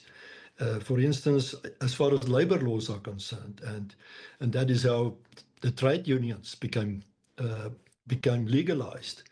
The most prominent of which eventually was the National Union of Mine Workers, of which Cyril Ramaphosa was the Secretary General. You know, so those changes started to take place, but it was, I think one can say, too slow, and of course we paid a price for that. Yeah, and how critical was when you played a role as chief negotiator during the multi-party talks? I mean, that was such a sensitive period because there was so much happening in the country. You know, there was still violence in some communities, and the two parties are trying to ensure that their best interests are represented in the negotiations. So as the chief negotiator for the National Party government, was it a tough and a tall task for you, or was it made easier by the fact that you worked with someone like Cyril Ramaphosa at the time, because there were so many successive deadlocks? Yeah. Well, one of the frustrations that people like myself have today is that It's almost forgotten that South Africa was on the brink of a civil war at the end of the 1980s. And therefore, people lightly look over it, not only the negotiating process, but also the result of it, meaning the constitution, and say, well, it's not that important. The constitution was the result of those negotiations that prevented us from ending up in a civil war and changing the country completely from where it was, not only as an apartheid state, but relatively speaking, as a dictatorship, into a modern state governed by a constitution, which is the supreme law of the land, and providing for the rule of law as the only sole basis for which or on which we go forward. And all of that happened amongst or in the midst of huge tensions. You can just imagine, I mean, those tensions were first of all between the ANC and the National Party government, but it was also outside of that. We had on the fringes right-wing efforts to disrupt the negotiations coming from the Afrikaner Weerstandsbeweging and others. And on the left, there were PAC and others that tried to keep on disrupting the negotiations too. So we were under pressure every day, ongoingly, for at least a period of 4 years after President Mandela was released from prison, until we reached the point of the agreement on the interim constitution and, of course, the first democratic election in 94. So, all of that paints a picture of huge tension, of a lot of challenges that we had to overcome to bring about the peace for the country. There must have been a lot of anxiety at the time in the National Party about, geez, what does this mean for us? What does it mean for, I suppose, our families? What does it mean for white people in this country going into a democracy like that where we are all free, which is quite, different to how things have been for so many years? Did you pick up a lot of that anxiety, or do you think people realized that, well, there was no other way? It was going to end up like that at some point? I think it's a bit of both. There was the anxiety, white people having the fear that, black people, the majority, would charge them into the sea, so to speak. So there was a lot of anxiety and fear about what would happen if there's a black government taking over. And on the other side, of course, there was also the realization that we have no other choice. So a determining point was in the beginning of 1992, when F.W. de Klerk called a white-only referendum to decide on the question, do you, as white people, support the process of change towards a new constitution? There was no finality or clarity in terms of the content of that constitution yet at that stage. So it was a referendum also in a certain way about hope, expressing the hope that we will realize the future that we would hope for. And the referendum produced a 70% yes vote in favor of, in other words, the change. That was a serious mandate from the white community, at least, that we could go forward. But a whole lot of other tensions still remained, and there were the Boipatong massacre in June of '92 that followed after the referendum, that almost derailed the process. That is where the channel negotiations between President Ramaphosa and myself came into play, where we, as a small team, him and I and 5 others, negotiated over a period of 3 months what became known as the Record of Understanding. And in my mind, that document actually presents the real settlement in the South African conflict. Once we had that in place, signed by our leaders, Mandela and de Klerk, we could go forward and put the details to the new constitutional framework for the country. But then the next year, even after this big breakthrough, there was the assassination of Chris Hani. And again, it was a determining moment on whether we're going forward to find the solutions, or are we going back to the bush, so to speak. What I mean is that people immediately mobilized upon the assassination of Chris Hani. People immediately mobilized and said, now we want to grab power. Drop the negotiation, stop it. And it was the leadership of Mandela in particular that helped us to overcome that part of the tension. So all of this is part of, the making of the new South Africa. Yeah, and over 33 or so years later, here we are. It's 10:31. Let's get the latest now in Eyewitness News headlines. When we come back, we'll continue our conversation on our Hanging Out feature this morning with Rolf Meyer, the former minister and now our ambassador to the U.S. Keep your calls, your WhatsApps coming. I see some of them. I will get to them after the latest in Eyewitness News. Sviso, hi. Thanks, Clemens. Good morning. We begin with news just in. The case against 3 suspects accused in the alleged 14.9 million rand precious stones robbery has taken a dramatic turn after the state withdrew charges against accused 2 ATM Fundal vaults. The state has also told the Johannesburg Magistrates Court just a short while ago that it is continuing with the charges against Kershaw Lee Stalls and Adrian McKenzie, who are currently applying for bail. The trio has been in custody for over a week now after handing themselves over to police. UK authorities are continuing with their investigations after confirming that the wife and 2 daughters of alleged triple murder accused Ndodana Chuma died from blunt force trauma. The findings come as the British national remains in custody in South Africa, where he faces firearm-related charges before extradition proceedings to the UK can begin. The bodies of Notabo Chuma and her 2 daughters, 15-year-old Natalie and 5-year-old Nala, were found at their home in the east of London earlier this month. And Russian strikes on Kyiv have killed at least 2 people and wounded 5 others, including a child. Ukrainian emergency services say the attack happened after explosions rocked the capital shortly after midnight.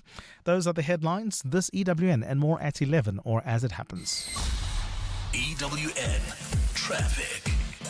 The roads are currently clear and traffic seems to be flowing freely. So in the meantime, you can just watch out for those faulty traffic lights in Rivoli at Nasrec Road and Main Reef Road, in Edenvale at Modderfontein and Van Riebeek, as well as in Sandton on the M1 South and Grayston Drive. Over in the capital city, traffic lights are also out in Centurion at Hendrik Verwoerd and South, in Marabastad, there we go, at Eskom Pahlele and Johannes Ramokhwase, as well as in Pretoria North at the R566 and Paul Kruger. If you do come across any other traffic on your side, please do send us a WhatsApp voice note on 072-702-1702. There's more EWN on air, online, and on the EWN app. Have you heard of the respiratory syncytial virus or RSV? Most parents haven't, even though 2 out of 3 babies will be infected by it before their first birthday. So for most babies, RSV causes mild cold-like symptoms, but for some of them, it can get worse and lead to bronchitis or pneumonia, which might require a trip to the doctor or even lead to hospitalization. Sanofi is working to support families during RSV season by sharing guidance on simple preventative steps to keep your baby safe. Chamberlain now has 10 branches throughout Gauteng and a new branch in the East Rand in September. With 36,000 items in stock 98.5% of the time. Our available and knowledgeable staff are ready to help you. Big on stock, strong on service, built on values. Chamberlain, famous for hardware since 1903. Smart business moves mean more cash flow. Switch to Outsurance Business Insurance and you could get a massive 20% discount on your business insurance premium. Here's Dr. Fahim from Matrix Dental. We were with our previous insurers for many years prior to the switch. We found that Outsurance really understood our business needs. We are happy with our premiums. I wish we had switched sooner. Get a quote to switch and save today. Visit outsurance.co.za or call 0800 60,000. Licensed insurer and FSP. TCs and information online. Joburg is more than just a city. It's an energy, a pulse, and a feeling connecting everybody. The heart of Mzansi. It's Joburg. In celebration of this, 702 has partnered with Jozi My Jozi, and we're calling on you to walk through the city center with us. Walk the talk. In the 702 Jozi My Jozi Walk the Talk. Babize bonke. On Sunday, 26 July, we're going to the iconic Joburg CBD, the home of dream creators and operators, where we dominate and history make. So join us and be a part of something special. I'm ready to rock this book. Because when Joburg walks together, extraordinary things happen. Enter now on primemediaplus.com and get ready for 702 Jozi My Jozi Walk the Talk this July, hosted by the City of Johannesburg. Walk with the people, for the people, for our Jozi. Babize bonke. Enter Walk the Talk now on primemediaplus.com. Hanging out with Clement on 702. Let's walk the talk. 24 minutes before 11 o'clock, we're hanging out this morning with Rolf Meyer, Ambassador of South Africa to the United States, a former minister in this country. And we're just getting to know him better. And part of getting to know him better is also understand the kind of music that he listens to. And it's so interesting, the choice, Ambassador Meyer, that the choice of songs that you've sent us, such a lovely, diverse list of songs. And I want us to start with this one, because I've never had it before. A Tale of Three Cities by, is it Bitterenda? Or Bitterenda. And the reason this attracted me is because I really enjoyed the novel A Tale of Two Cities by Charles Dickens. And so when I saw A Tale of Three Cities, and I thought, oh, I wonder what this sounds like and what the reference is. Why is this song so special to you? Well, it's an Afrikaans version of rap, you know. I can't wait to hear it. So, yeah, let's listen. Yeah, but is it a song that you normally listen to when you're walking, when you're at the gym, when you're at home with the family? Yeah, it's more or less when my wife and I have time. Yeah, you know, at home to listen, and she brought it to my attention. So it's a happy song for me. Yeah. All right, here's A Tale of Three Cities.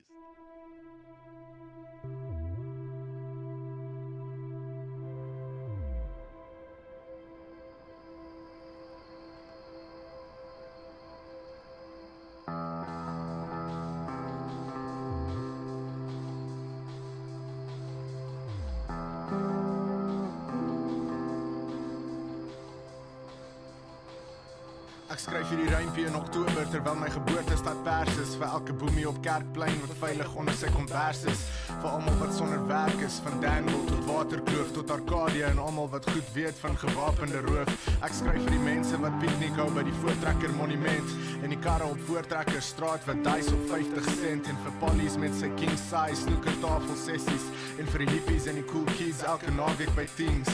Ek skryf vir die noorde se cool runnings en die wonderboom en ek skryf vir die ou Nile waar ons bands kon drome droom vir 'n godsdiens van blou bloed en die pille op loftes vir die Telkom toring en vir Zeppelins waar die goths is. Ek skryf vir Lollipop Roadhouse aan die ooste kant van Kerkstraat vir die Staatsteater en vir Sunnyside as dit donker raak vir Esselinstraat en die tyd toe Styx nog bestaan het vir dronk tieners in Burnett en prostituie in Beckett. Ek skryf nou vir Players en vir Vikes en Nine Ball Skills en ek skryf vir Tix FM waar Stav nog steeds eclectic is vir Unisa en Fountains en die parkeerterrein van Menlyn en vir almal wat hyg na asem in die verkeer op die N1. Ek skryf vir die Pretoria News en vir die uitsig van die Unie geboue en vir Crossroads Coffee Shop waar mense inkom van die koue, vir die botaniese tuine en die Breitenbach Theater. Ek skryf vir die dieretuin se golfkarretjies en Magnolia Dal se water en ek skryf ook vir Boys High en Pro Arte Alphen Park. Bittereinder moes ook skool toe gaan uit daar vir lag en smart. Soos 'n Hoofveld weerligstorm is hierdie stad in my ingebrand. Kerkorrels is North City, Pretoria in my hart.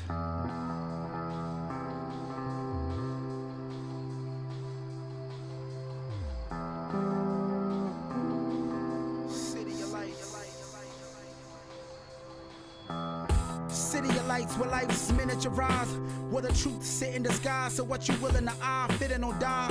The chill up the spine, you feel the city headlines reveal the thrill of denial is ill. It's unreal, belief comes in the pill. The place of gold, the end of road for broken souls. The green light go for street smart folks before they go hard. The people that claim that we can remain speaking the same lingo, but still though they are at odds trying to even the planes.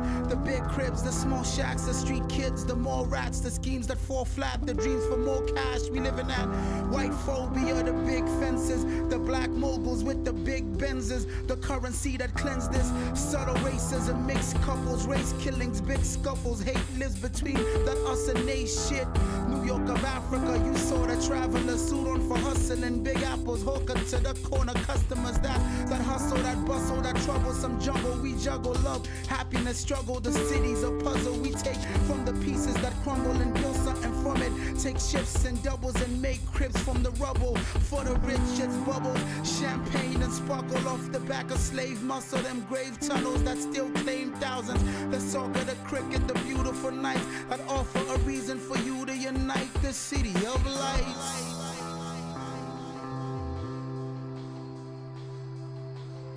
All right, yeah. Ambassador, I can safely say you are cool, as the young ones would say. Do me the volume there at the end, you know, an incredible rap artist here in South Africa. So that is A Tale of Three Cities by Peter Reinder. I want to, before I get to some WhatsApp voice notes, Ambassador, you said earlier that you really struggle to say no. And I wonder, how did the president get you to say yes? Was it as easy as that, or was it a back and forth before when he asked you to take up this role as ambassador to the US? It started off with a conversation between him and I after a trip last year I did to the US and made some observations about what might be necessary for South Africa to address. That was at the end of last year, and I had to sit down with the president and reflected on that. And I sort of made the offer to say, I will go there for a period of 3 months to do a scoping. In other words, diagnostic of where are the gaps that South Africa can address potentially. And the president thought it's a good idea, and he said, okay, let's do that. But the whole idea was for a period of 3 months. In other words, just as a scoping exercise. And then it went quiet. And in March, he came back to me and said, I want you to go as ambassador. And that was a complete surprise. It was out of line as far as I'm concerned. But you know, since I raised it in the first instance, what I think is necessary to be done, it was now over to me to actually apply my mind. Is it something that I can be helpful with, that I can assist with for the sake of the country?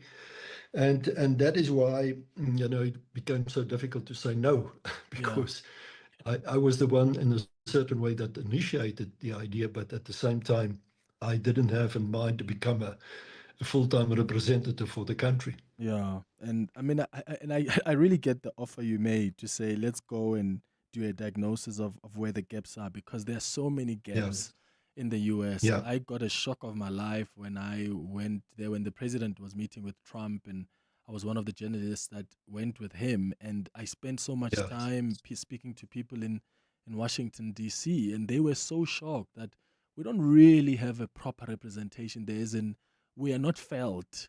And as you know, America works on lobbying, works on serious negotiations, and if you don't have a strong team that does that for you, then I mean, the interests of your nations are going to fall on the backside. How has it been so far? Have you presented your credentials yet to President Trump? Yes, I did. The official acceptance or approval of my presentation by the South African government was coming back very, very quickly. It was sent there, and within 2 weeks we had the approval. Oh, great! The agrima, as it's called, and then the next moment they said you must come and present your credentials to President Trump, which happened then on the 21st of May. at the White House. And so I was accepted on that side before I was even formally ready to go from this side. And that is why I came back to South Africa for the last months, finalized the paperwork, etc.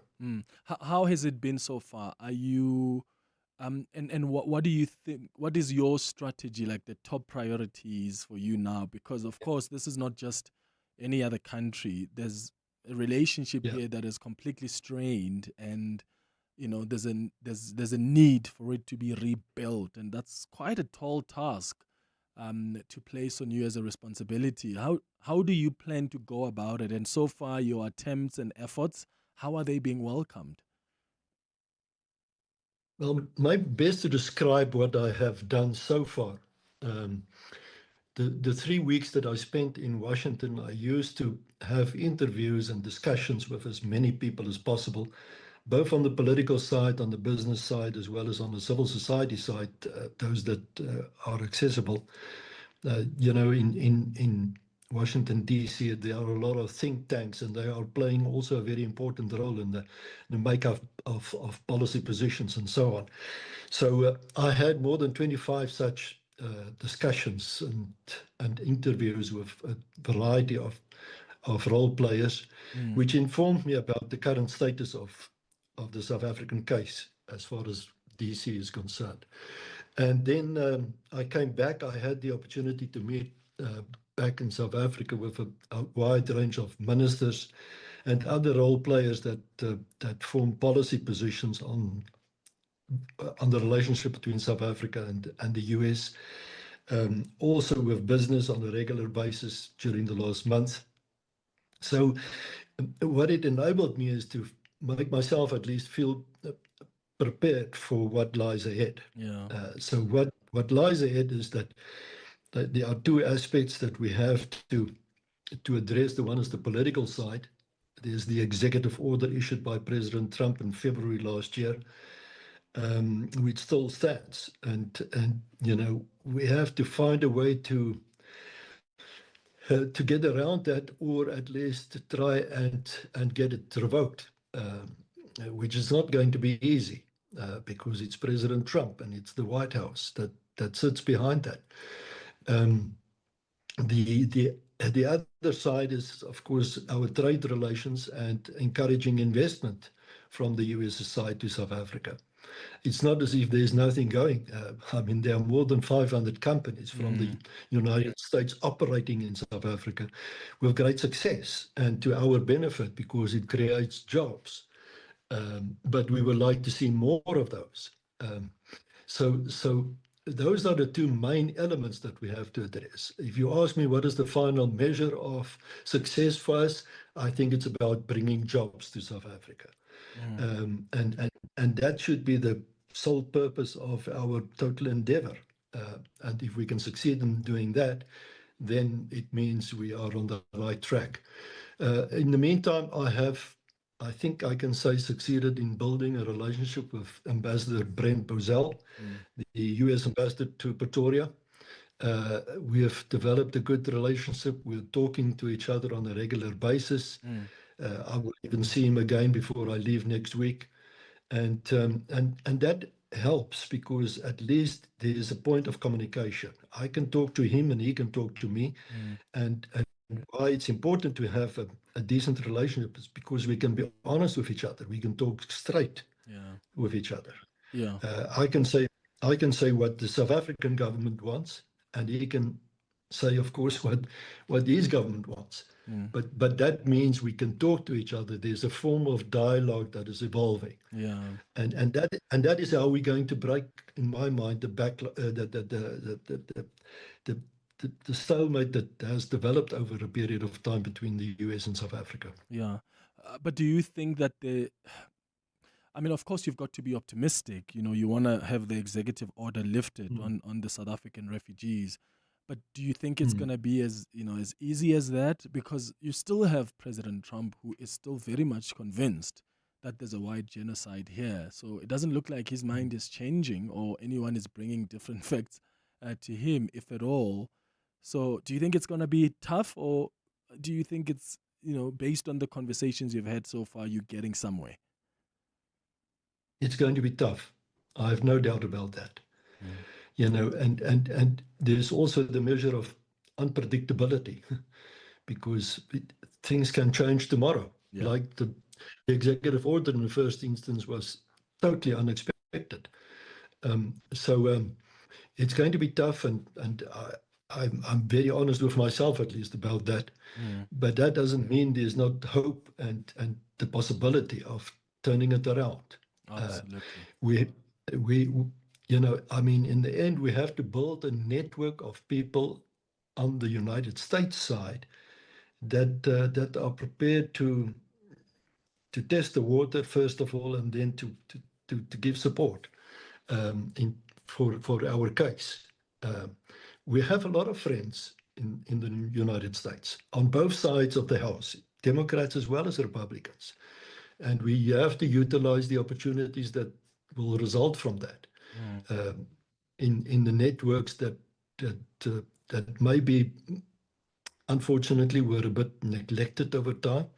But now we have the opportunity because, and that's the benefit of where we find ourselves. We have an ambassador of the United States here, and I'm going to Washington on a fixed basis, and that means that we have as a start already a beginning point, a starting point, and we have to utilize it on a daily basis maximally. I'm excited. Yeah. Let's put it this way. I might know the chances for success is not immediately foreseeable, but I'm excited about the possibility at least. Yeah, that's it. And we really wish you the best in that, Ambassador, because when you do well in those negotiations and these orders are lifted and the relationship is not strained anymore, that's good for the country. And we don't have to imagine and wonder, what's going to happen tomorrow? What's going to happen next? That could ultimately even affect our economy. I've got some calls coming through and WhatsApps that I want to get to. And by the way, it's your birthday today, Ambassador. I was just told by the producers and I wasn't aware. So happy birthday to you. And thank you so much for spending it with us this morning on the show. Let's start with some WhatsApp voice notes on 072 702 and 702. Good morning, Clement. I would like, out of curiosity, I would like to ask Ambassador, to which political party does he belong to now? He came from the National Party, and we know that all members of the National Party, I don't know, was it all or almost all of them, were transferred to the ANC, and he's also a founder member of the United Democratic Movement with Bantu Holomisa. So, which party does he belong to currently? Kabelo, Pretoria. Hi, Clement, the ambassador you're hosting for me, Ambassador Rolf Meyer, for me, it's a legend. It's very few people that would stand up against the wrongs, especially when they are benefiting. So, one question I have for him is, does he have a foundation, maybe a Rolf Meyer Foundation, where they focus on educating people on equality and particularly against racism in this country? Morning, Clement. Great show as always. Thank you for inviting Rolf Meyer this morning, the ambassador to the US.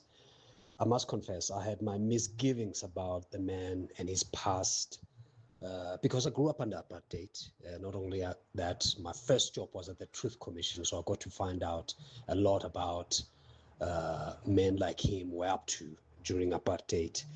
But I had the fortune of working with him on a stint. I think it was around 2009. Yes, 2009 at the Gordon Institute of Business Science. Yes, GIBS, under the leadership of Dr. Prengley and Prof. Nick Benedell in the Dialogue Circle program. I found Rolf to be a master strategist, a visionary, and he's very committed to building South Africa. All I can say now is good luck, Mr. Mayor, with Trump in the White House. This is Lebo in Rampark Ridge. Thank you so much, Lebo. Thank you to Kabelo and the other listener who didn't give us their names for your WhatsApp voice notes. There was a question from Kabelo in fact, the two questions. Kabelo was asking which party do you belong to now? And the next question from a listener was about, Doug, do you have a foundation of sorts? Yes. Thank you for those questions. I'm very happy that I'm being asked about my political association right now, because I can truly say I don't belong to any political party, which I think gives me the advantage of representing South Africa, where I'm going in Washington. And that's one of the messages that I immediately conveyed also to the White House when I was presented the opportunity to say a few words. And that is that I'm representing the people of South Africa. And I would really like to make sure that I do that in every bit, because that is what people are deserving, and I'm reaching out on that basis. My political career came to an end a long time ago, and after that I didn't see the need any longer to be associated specifically with a political party. I remain a politician by heart. So what it means is that I understand politics very well, and my political nose, I think, remains switched on.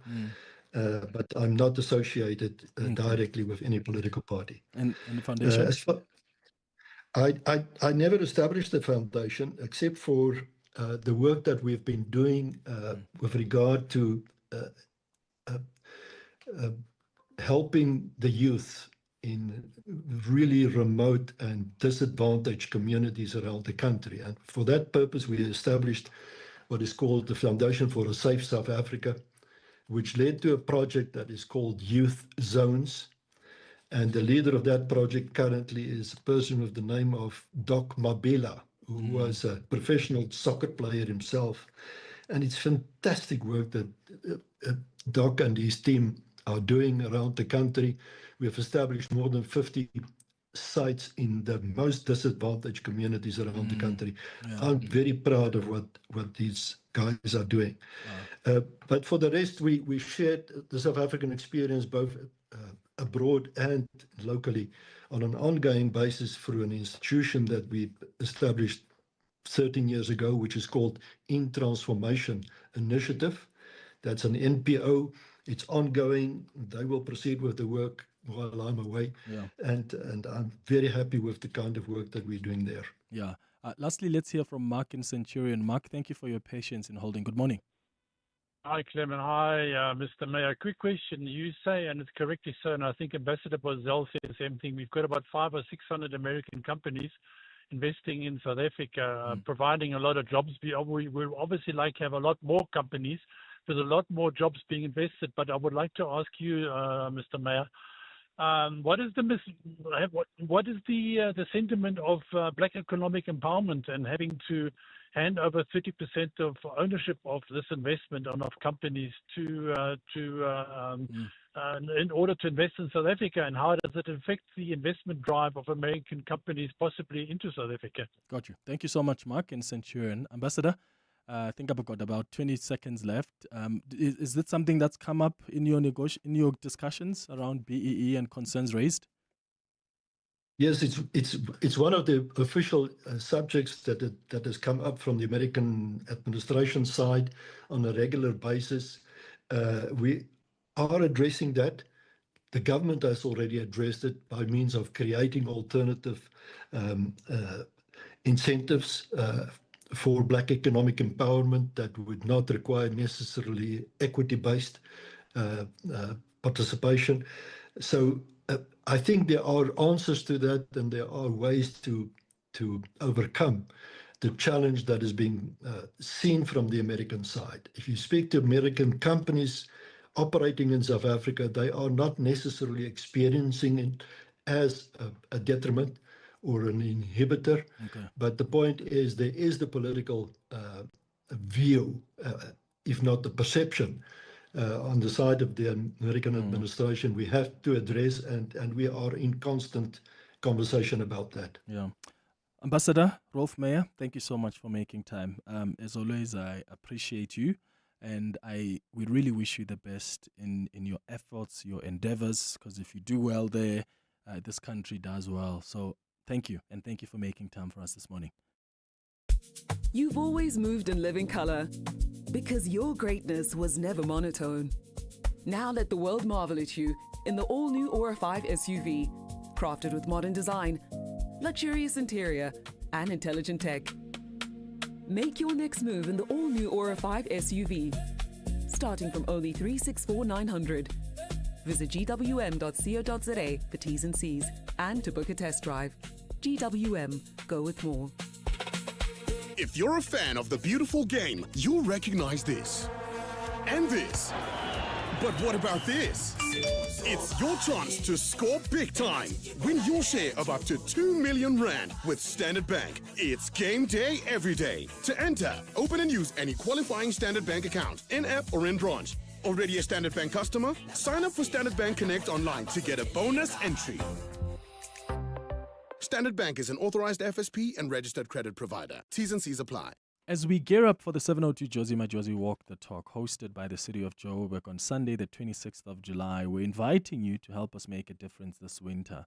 702 Weekend Breakfast with Gugs Mhlungu, together with MES Homeless Shelter, is running a clothing drive and would like you to be part of it. If you have pre-loved clothing, warm jackets, jerseys, blankets, toiletries, or any non-perishable food items, please donate them.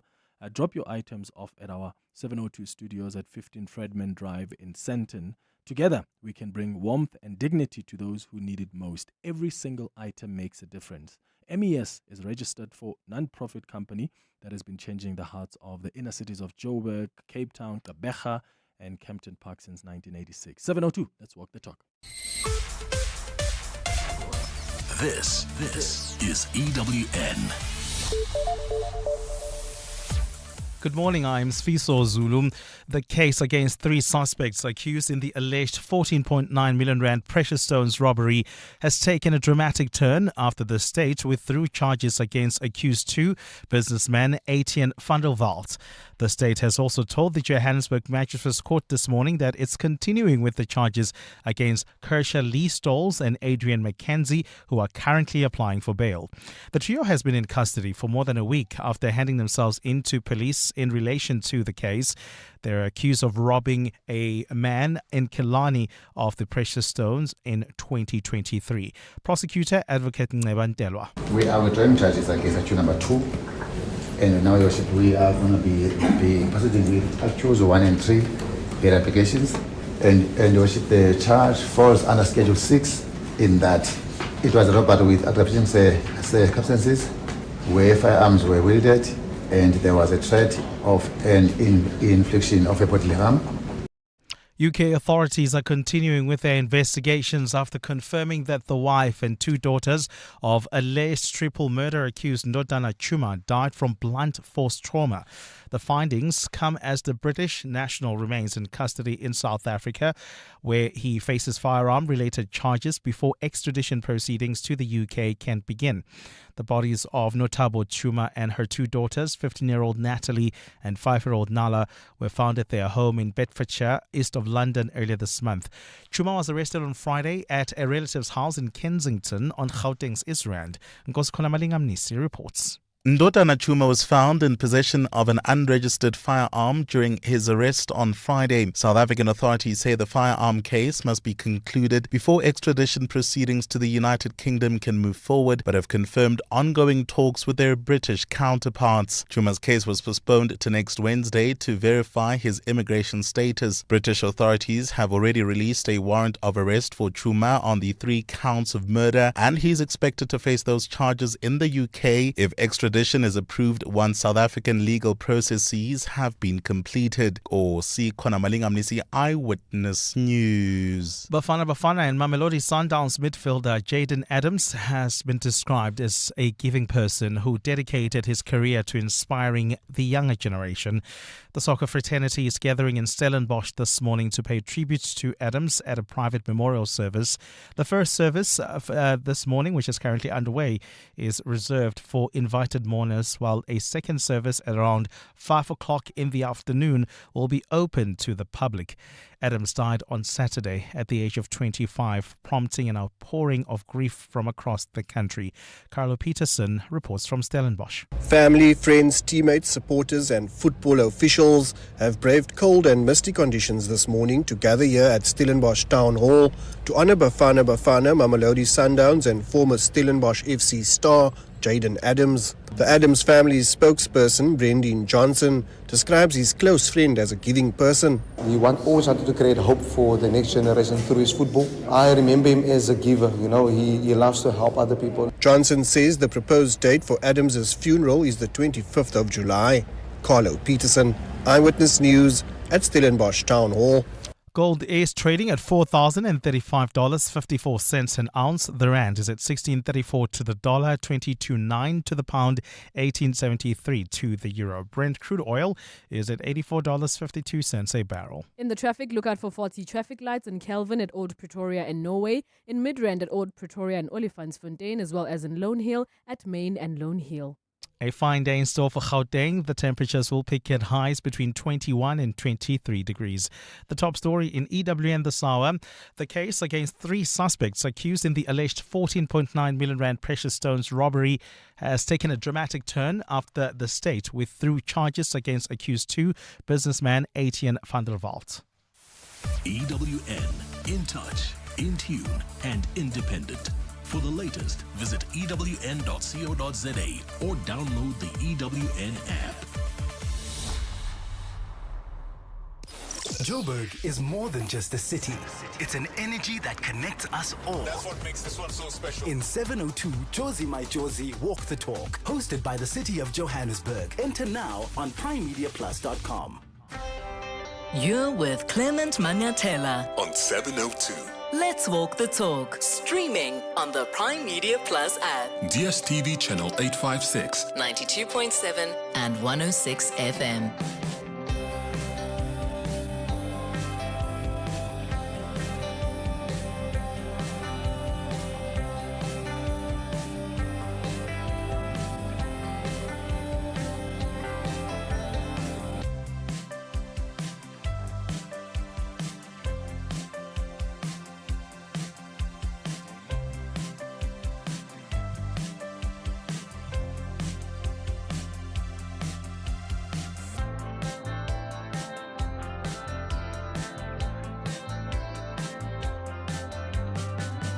Eight minutes after 11 o'clock. Welcome, Dumelang. This is the third and final hour of the Clement Manyathela Show, and it's time for our Thursday dialogue. The Dialogue with Clement Manyathela. It's not just another roundtable discussion. Let's Walk the Talk on 702. What should we do with IDAC? What do you think needs to happen to this important institution? Is IDAC facing an institutional crisis? That's really the question I'm asking you this morning. As you know, IDAC, which was tasked with investigating and prosecuting the country's most complex corruption cases, now finds itself under intense scrutiny. Its head, Advocate Andrea Johnson, faces allegations at the Madlanga Commission that she interfered in investigations involving suspended crime intelligence official Major General Firoz Khan.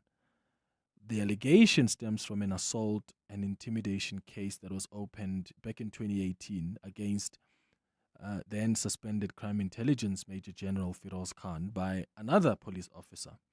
So Johnson, then a senior prosecutor, is accused of interfering in the investigation because she tipped off Firoz Khan and sent him through an intermediary some documents, even like the complainant's information and details, even before Firoz Khan was approached for his own statement. And he asked that middle person to even delete the email, but apparently that email was never deleted.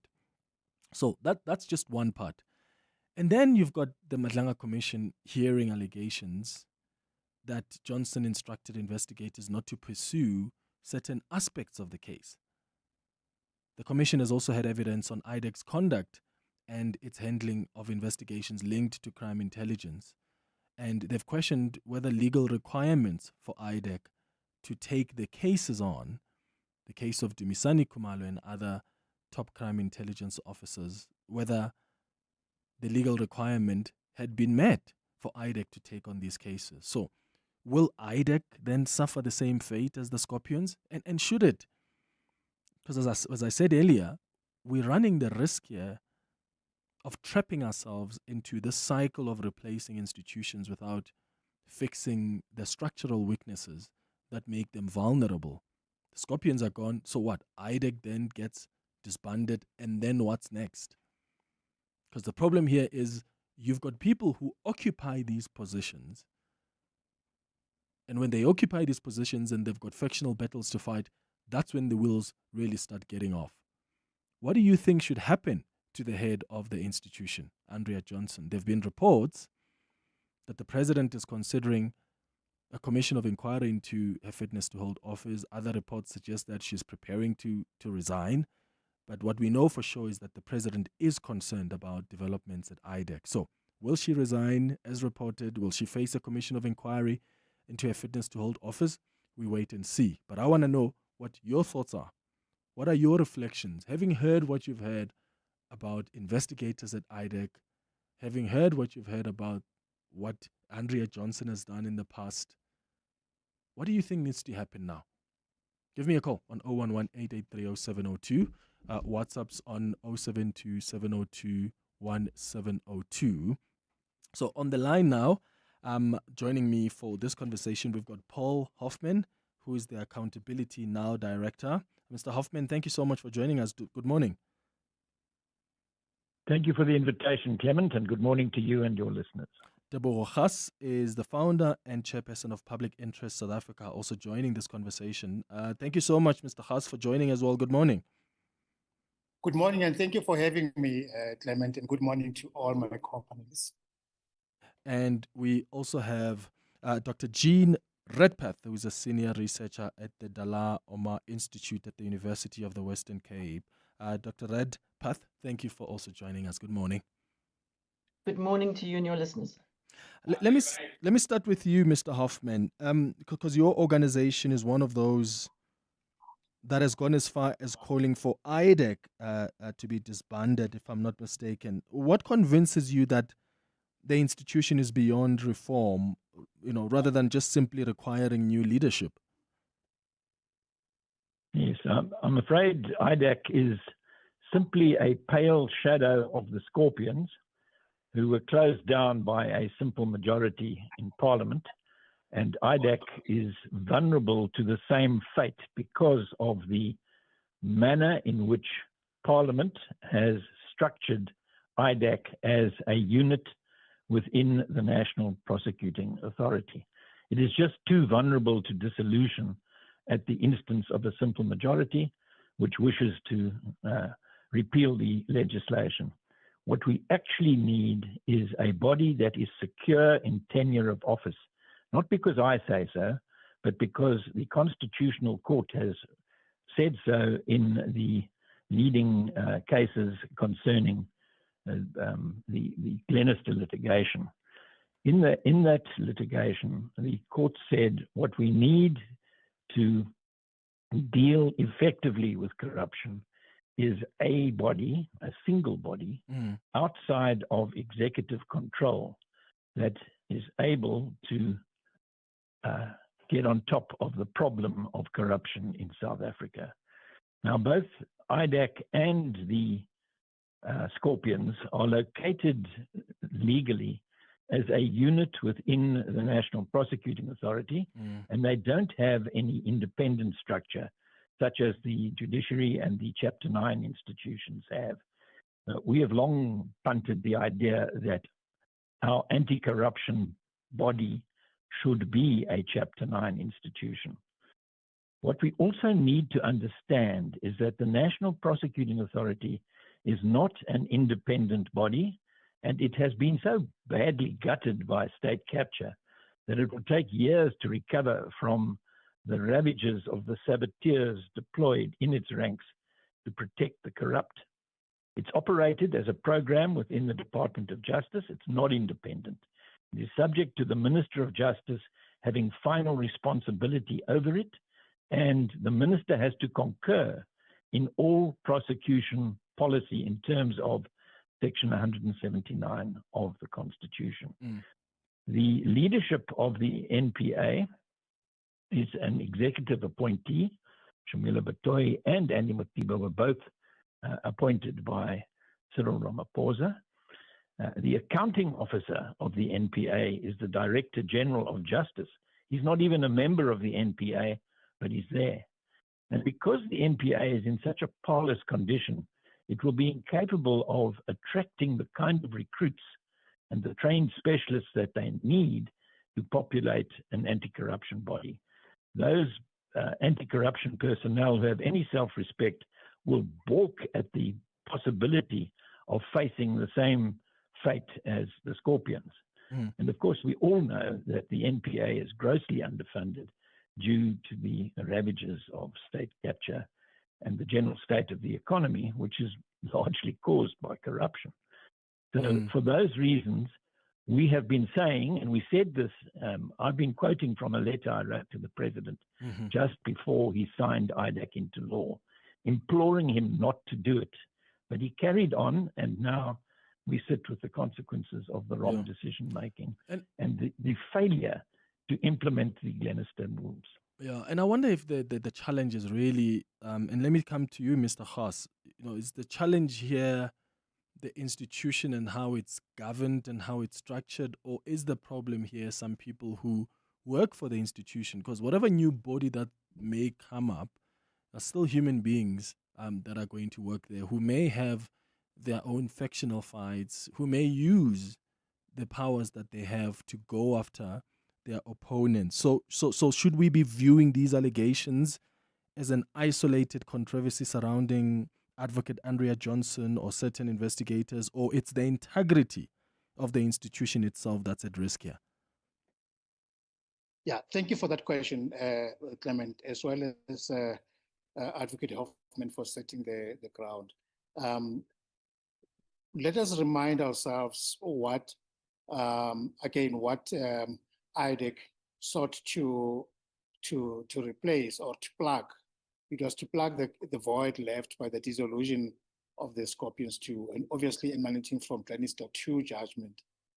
And if you look at the DSO itself, the DSO was not an independent body outside of the NPA, but it was successful. It was part of the NPA, but it had much more success, and it wasn't settled with the kind of issues or problems that are currently afflicting IDAC. And it comes back to tying with what you just said. It is all about the people within the institutions. You would recall that during the times of DSO, we had Advocate Bulelani Ngcuka at the helm of at the NPA.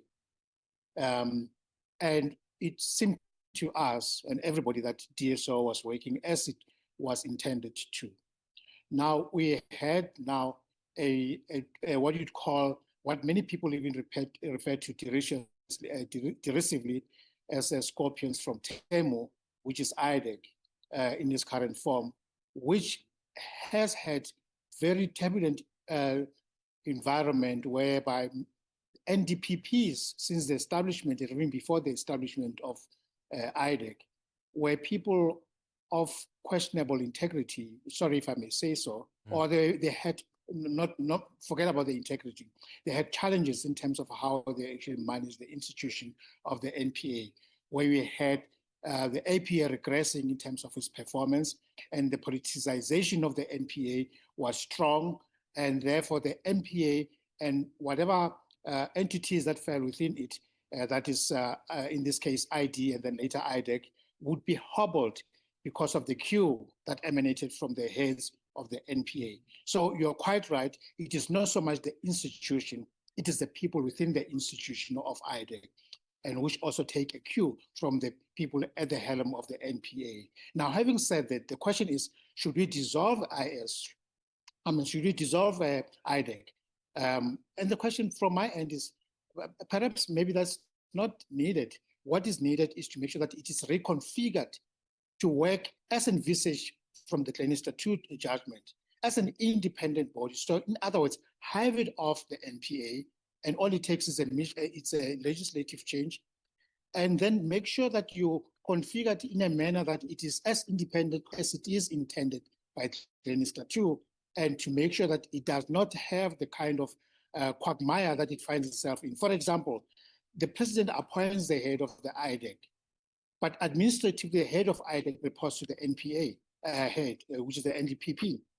Now, that anomaly makes it difficult for discipline to start with, because if any matters of integrity or matters that requires accountability measures against their head, the president has to step in. And we know how long the process normally takes. And if you don't have that type of authority over one of the key directors within an institution of the NPA, accountability becomes an issue. And that is where the problem is. And I think to some extent, yes, I agree with Advocate Hoffman. The IDAC is not performing as it was expected, and it is now becoming more and more apparent that it has missed its mandate, and it has, actually, to use the word colloquially, it has been captured by nefarious elements within and outside of the institution itself, and it's time to reflect and do something about it. Dr. Redpath, your views here, do you also believe that the crisis we're seeing now reflects perhaps an institution that was never clearly designed in the first place? Well, the crisis is actually really about the South African Police Service and the National Prosecuting Authority as a whole. We only require another institution because of the flaws in the South African Police Service and the National Prosecuting Authority.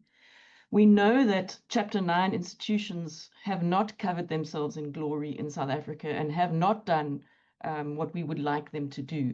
So merely creating a Chapter 9 institution is not going to solve any problems.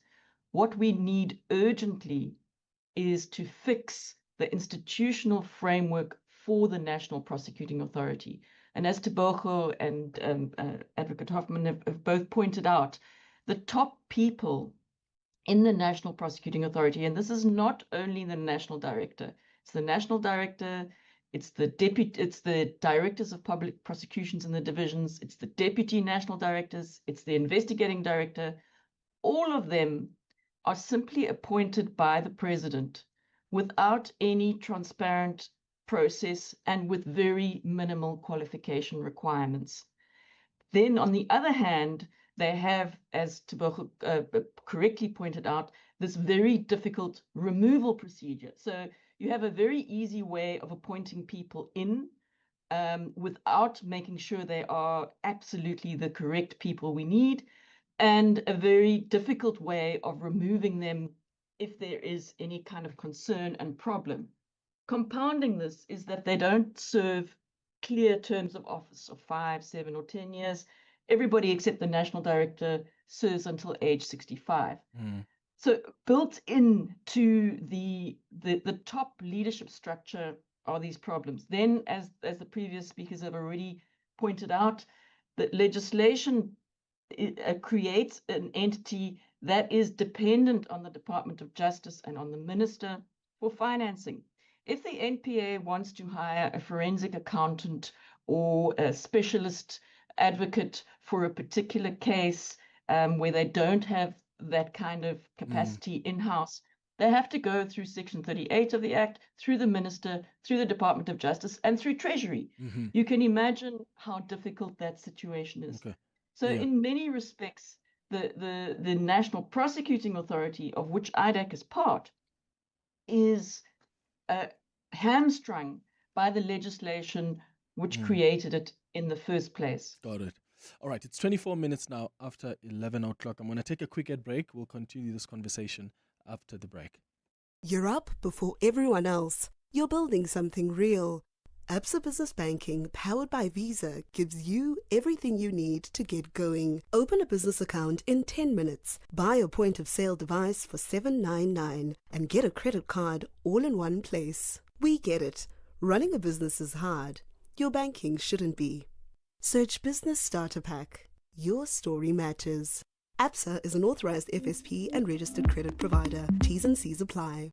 The Industrial Development Corporation remains committed to transforming Africa's industrial future. If your business is in manufacturing, operating in automotive and transport equipment, chemicals, minerals and industrial mineral products, machinery, equipment and electronics, or textiles and wood products, there could be funding opportunities available. Visit idc.co.za to check your eligibility for funding. Welcome to Nando's Taste-Demonials. It's the flavor! Real reviews by real people. Nico from Kailami is in touch with his emotions. So when we asked about the Nando's peri-peri half chicken and a single side for only $1.25, he said, I'm sad. I finished it. Ah, Nikos, ungawari. Because this chicken season has more episodes. Nando's. Oh, what a place.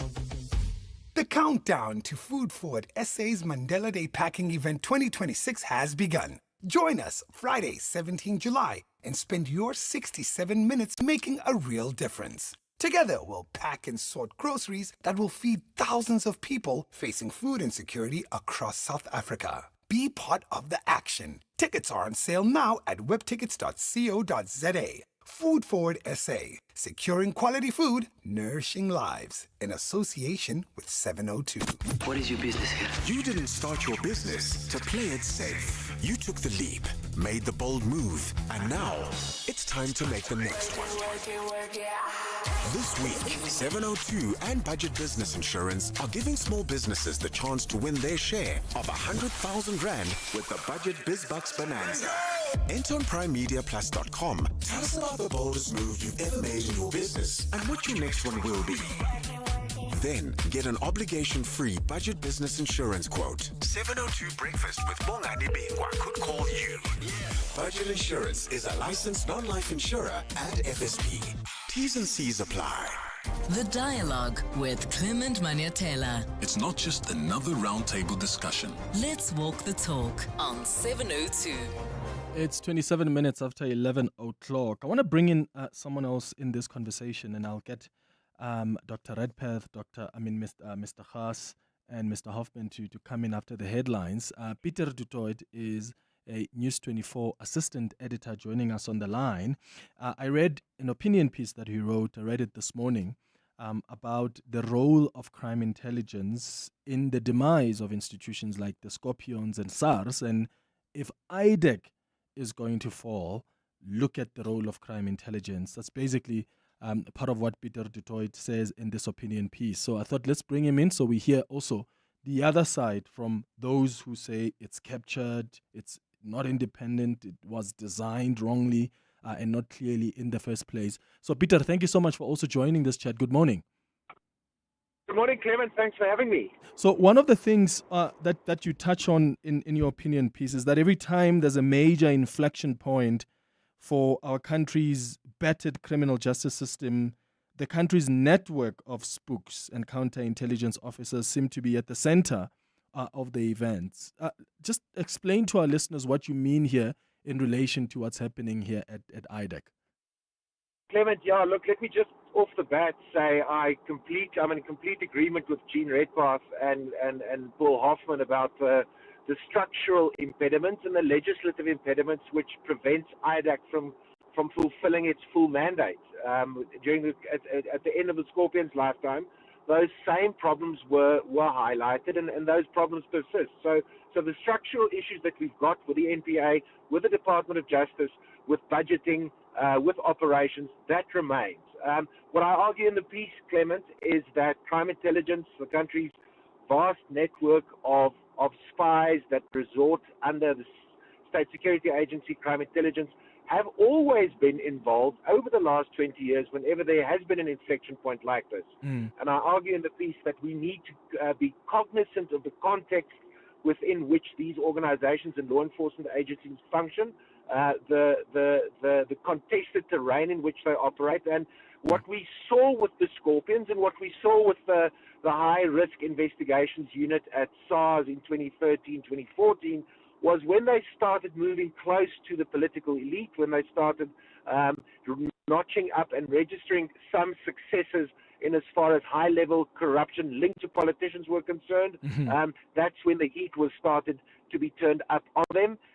And what I'm arguing in the piece is that we need to be mindful of that in the environment that we are currently in. Yeah, and when you look at what we have seen at the Madlanga Commission about the process that was followed before the charges against the head of intelligence were effected, and you look at what Andrea Johnson, for instance, is being accused of having allegedly tipped off Firoz Khan, do you think that this is about crime intelligence interfering, or do you think that there's a case here to answer this is quite problematic behavior? Well, a couple of things there, Clement. I think in our form of journalism, I think it's important to note and remind ourselves that we need to get both sides of the story, and that we need to get all versions of events on the record. It's like cricket. Both teams need to bat on the same wicket before we can decide which team is the stronger one. And that hasn't happened yet. There have been, like we saw during the Zondo Commission, and South Africans, Clement, unfortunately, I think, have a very short attention span. And lots of allegations against many people were made at the Zondo Commission, for example. But we need to get the counterpoint to that. Evidence needs to be placed before competent bodies to see which version of the truth is accurate. And the other thing that I think we need to be careful of is to pass judgment on investigations conducted by professionals and decisions made by prosecutors. Let's test these allegations in court. Let's see whether they hold water, and then we can decide whether the due process was not followed. What I would caution against is, given our history, given the last 20 years, given the role that CI, the malevolent role that CI has played in the South African body politic, we should be very careful of not underestimating what CI is capable of, how they run counterintelligence operations, and how ideas are seeded through organizations and in the public domain. So I'm asking for caution, and I'm arguing that we need to be mindful of our recent history. Got you. Peter du Toit, thank you so much for coming through. I appreciated his News 24 assistant editor, and I thought let me bring him in quickly because he holds quite a slightly different view on what the approach should be to IDAC. I'll get my guests to respond to him after the headlines. Keep your calls and WhatsApps coming as well. Let me know what you think. I will post this opinion piece. I'll post the link, but it's on News 24 if you've got the app, or you can go on their website, but I'll post it on Twitter as well. But yeah, please let me know what you think of what he is cautioning us against. Mongezi, you've got the latest in Eyewitness News headlines. Good morning. Good morning, Clement. That's right. The case against 3 suspects accused in the alleged 14.9 million rand precious stones robbery has taken a dramatic turn after the state withdrew charges against accused number 2, Etienne van der Walt. The state has told the Johannesburg Magistrates Court that it is continuing with the charges against Kersha Lee Stolz and Adrian McKenzie, who are currently applying for bail. The trio has been in custody for more than a week after handing themselves over to police last week in connection with the case. 2 memorials for Bafana Bafana and Mamelodi Sundowns footballer Jaden Adams will be held today at Stellenbosch Town Hall. Adams passed away over the weekend after recently representing Bafana Bafana at the FIFA World Cup and winning the CAF Champions League with Mamelodi Sundowns. And an Italian court is set to deliver a verdict today in the case of a bridge collapse nearly 8 years ago that killed 43 people in one of the country's worst infrastructure disasters. Relatives of victims and dozens of media outlets are at the hearing, where the Moradi Bridge, a key part of a highway connecting France and Italy, gave way in torrential rain on August 14th back in 2018. Now, its collapse sent dozens of vehicles and passengers tumbling into the abyss. Those are your headlines this EWN, and more at midday or as it happens. EWN Traffic. In Devlin, there's still some slow-moving traffic on the Golden Highway. This is between the N12 and the N1, and it is due to those roadworks. Also, traffic remains sluggish on Main Reef Road, and it is due to those faulty traffic lights in Rivoli. In Edenvale, at Monarchfontein and Van Riebeek, look out also for faulty traffic lights there, as well as in Woodmead at Woodmead Drive and Woodlands. Coming up next with your latest traffic update is Karabo Jale. From me, Khumutso Munyai. Have a great afternoon. There's more EWN on air, online, and on the EWN app. Time. When you're a kid, it moves slower than a sloth trying to get through airport security. There is just so much of it. Skip forward a few years to your 20s. Time is still your friend. It says have some balance. Go party and have fun. Then your 30s hit. And time suddenly steps on the accelerator like it's trying to catch a traffic light before it goes red. 40s. Now time is moving faster than your 10-year-old on a sugar high. 50. You're desperately trying to save as much as you can, but time is moving so fast. And all you can think is, where did all the time go? That's why after 50 years of investing, we've learned that time is the greatest gift of all. And the good news is, if you invest early, time gives you money. And then money gives you more time for some much-deserved you time. Now, isn't that a compelling enough reason to invest? Ellen Gray, long-term investing. Ellen Gray is an authorized FSP. Meet the all-new Lepus L6, an aspirational lifestyle sub-brand of the Cherry Group. A spacious, intuitive cabin that moves with you. 6 striking colors, a panoramic sunroof, and an advanced 540-degree HD surround view camera system. With a 10-year, 1 million kilometer engine guarantee, pre-orders are open now. Be among the first. Book your test drive or visit lepus-sa.co.za today. Lepus. Drive your elegance. It's always the same with you. I want this, I need that, and somehow I'm always the one paying for it. I think we need a little time apart. Not forever, just long enough for me to build some interest again. After all, distance makes the funds grow stronger. Give your money time this July savings month. Open a Nedbank 32-day notice account on the Money app and earn up to 7.55% interest with 0 monthly fees. Go to nedbank.co.za. See money differently. Nedbank. We're a licensed FSP and registered credit provider. T's and C's apply.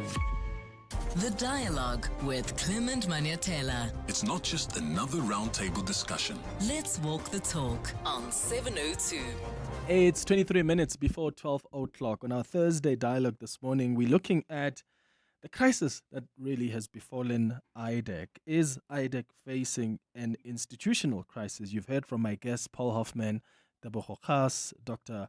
Jean Redpath, and the points they've made around just the design of IDAC and why we are possibly sitting with the crisis that we're sitting with today. We're dealing here with an institution that was never clearly designed properly in the first place. And maybe that is what the crisis today is reflecting. Is IDAC an institution that is independent, or is IDAC an institution that is captured? Before the headlines, I brought in Peter du Toit, who is a News 24 assistant editor, who wrote quite an interesting opinion piece saying, just be cautious about the involvement and the role of crime intelligence. Don't underestimate it, because they were there lurking when the Scorpions and SARS were going down. When we started seeing just the work of the Scorpions being interrupted, or even the good work at SARS being interrupted, they played quite a critical role. What do you make of what he's advancing in this opinion piece? You've heard what he had to say. 011-883-0702 is the number to dial.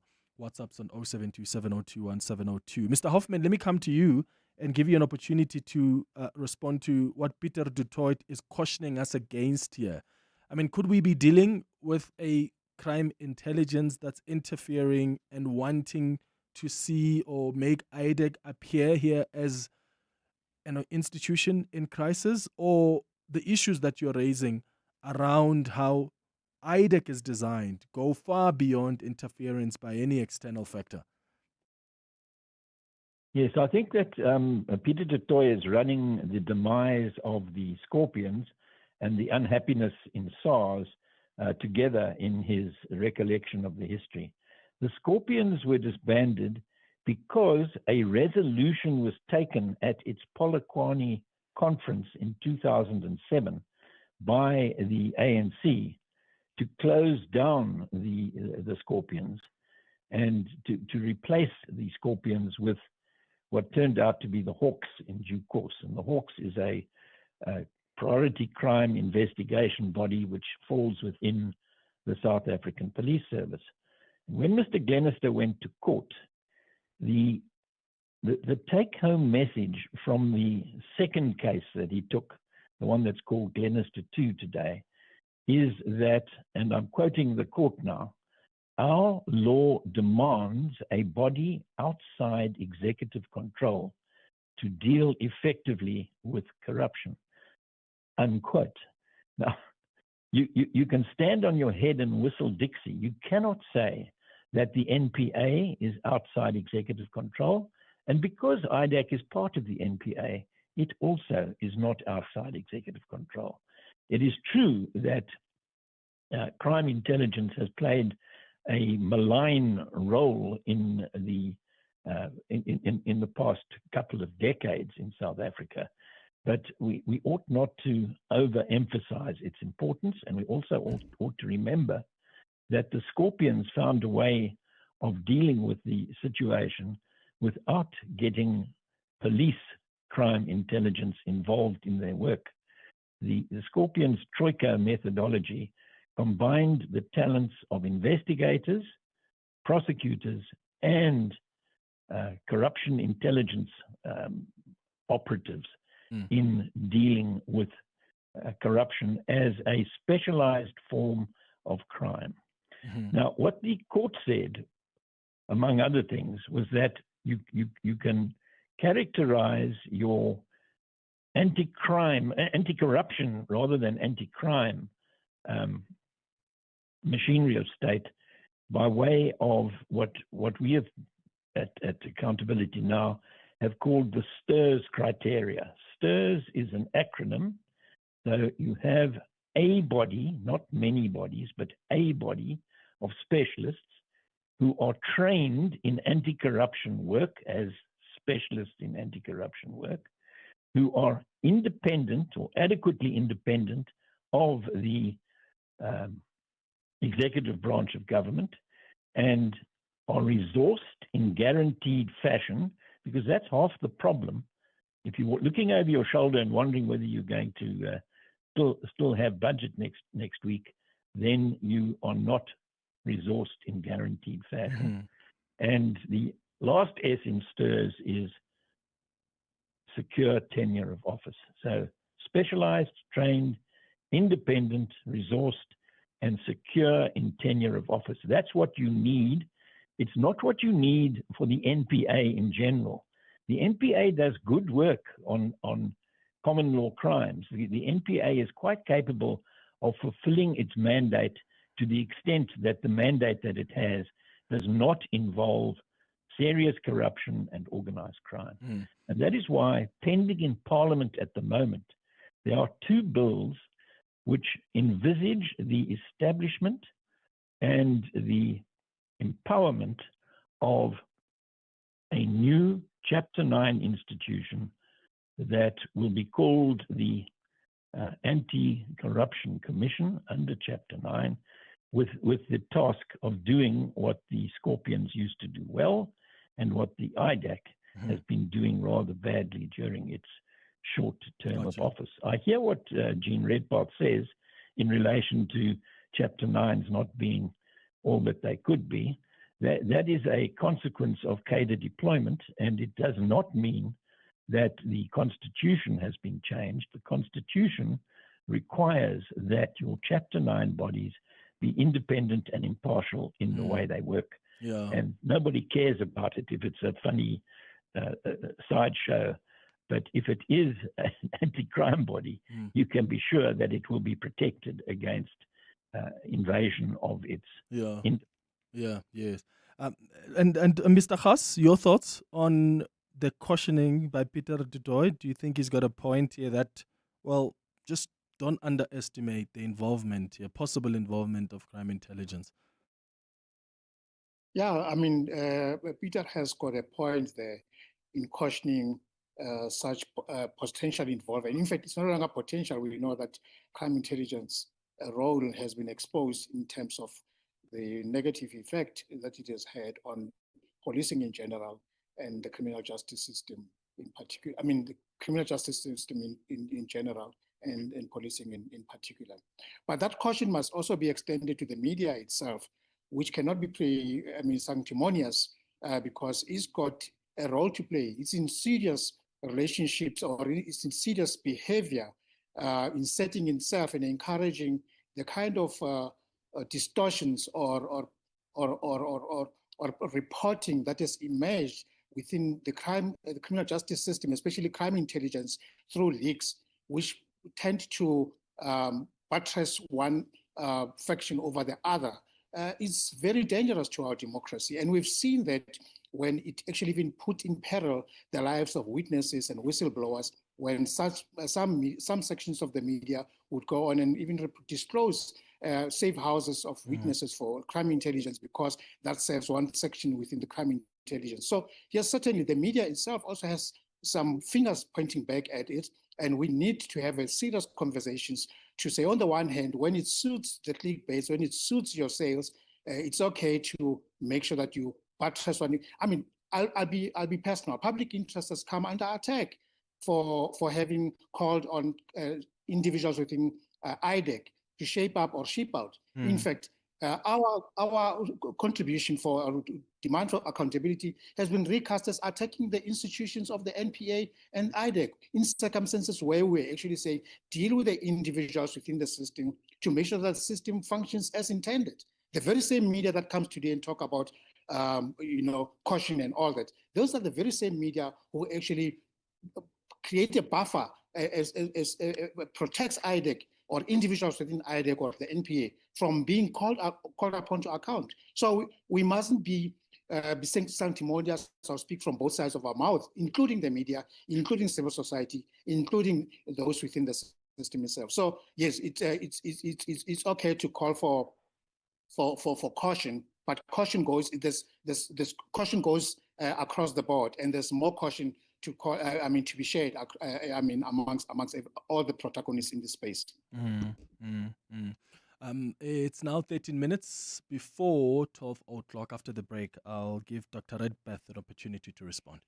It's Harold Hotline. Pat on the line. Harold, I'm panicking. I've been walking around the mall for 4 hours. I'm currently staring at a scented candle, a car tire pressure gauge, and a pack of batteries. Should I just get all of them? Gee, Pat, you're not buying a birthday gift. You're building a lost and found bin. I thought if I get enough variety, one of them had to hit the mark. My friend, you're confusing a birthday with a roadside emergency kit. The mall is closing in 10 minutes, Harold. Good. Get out of there, click on Net Florist, get a beautiful floral arrangement and a personalised bottle of their favourite wine.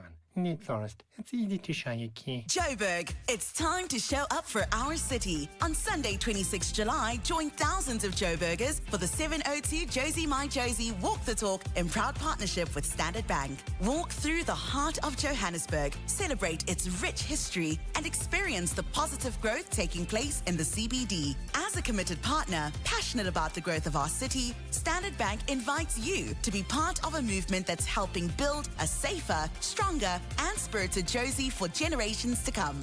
Register now and take the walk that brings Johannesburg together. The 702 Josie My Josie Walk the Talk, proudly partnered by Standard Bank.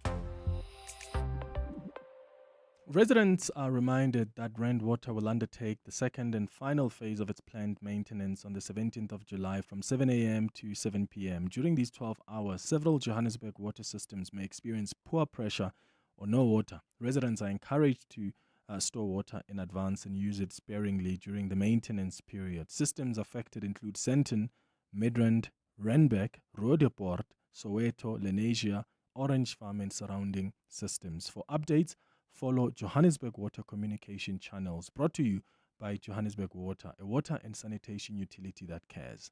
The Dialogue with Clement Manyathela. It's not just another roundtable discussion. Let's walk the talk on 702. It's 11 minutes now before 12 o'clock. I want to give Dr. Jean Redpath an opportunity to respond here, and then I'm going to come to your WhatsApps on 0727021702. Yeah, Dr. Redpath, you're welcome to touch also, if you want, on what Peter de Toy had to say. Definitely. Yeah, go ahead. Two things. The Glenister judgments were about the Hawks and their placement within the South African Police Service. We have heard evidence after evidence of problems in the Hawks, of bad apples in the Hawks. No one is talking about disbanding the Hawks. We can draw our inferences from that. Secondly, I have to disagree with Advocate Hoffman about the abilities of the NPA on ordinary crime. Due to the systematic weakening of the institution over time, which is as a result of the legislative framework, which we strongly believe needs to be reformed, we've actually seen a collapse in prosecutions of ordinary crimes from around 300,000 to only 150,000 in 10 years.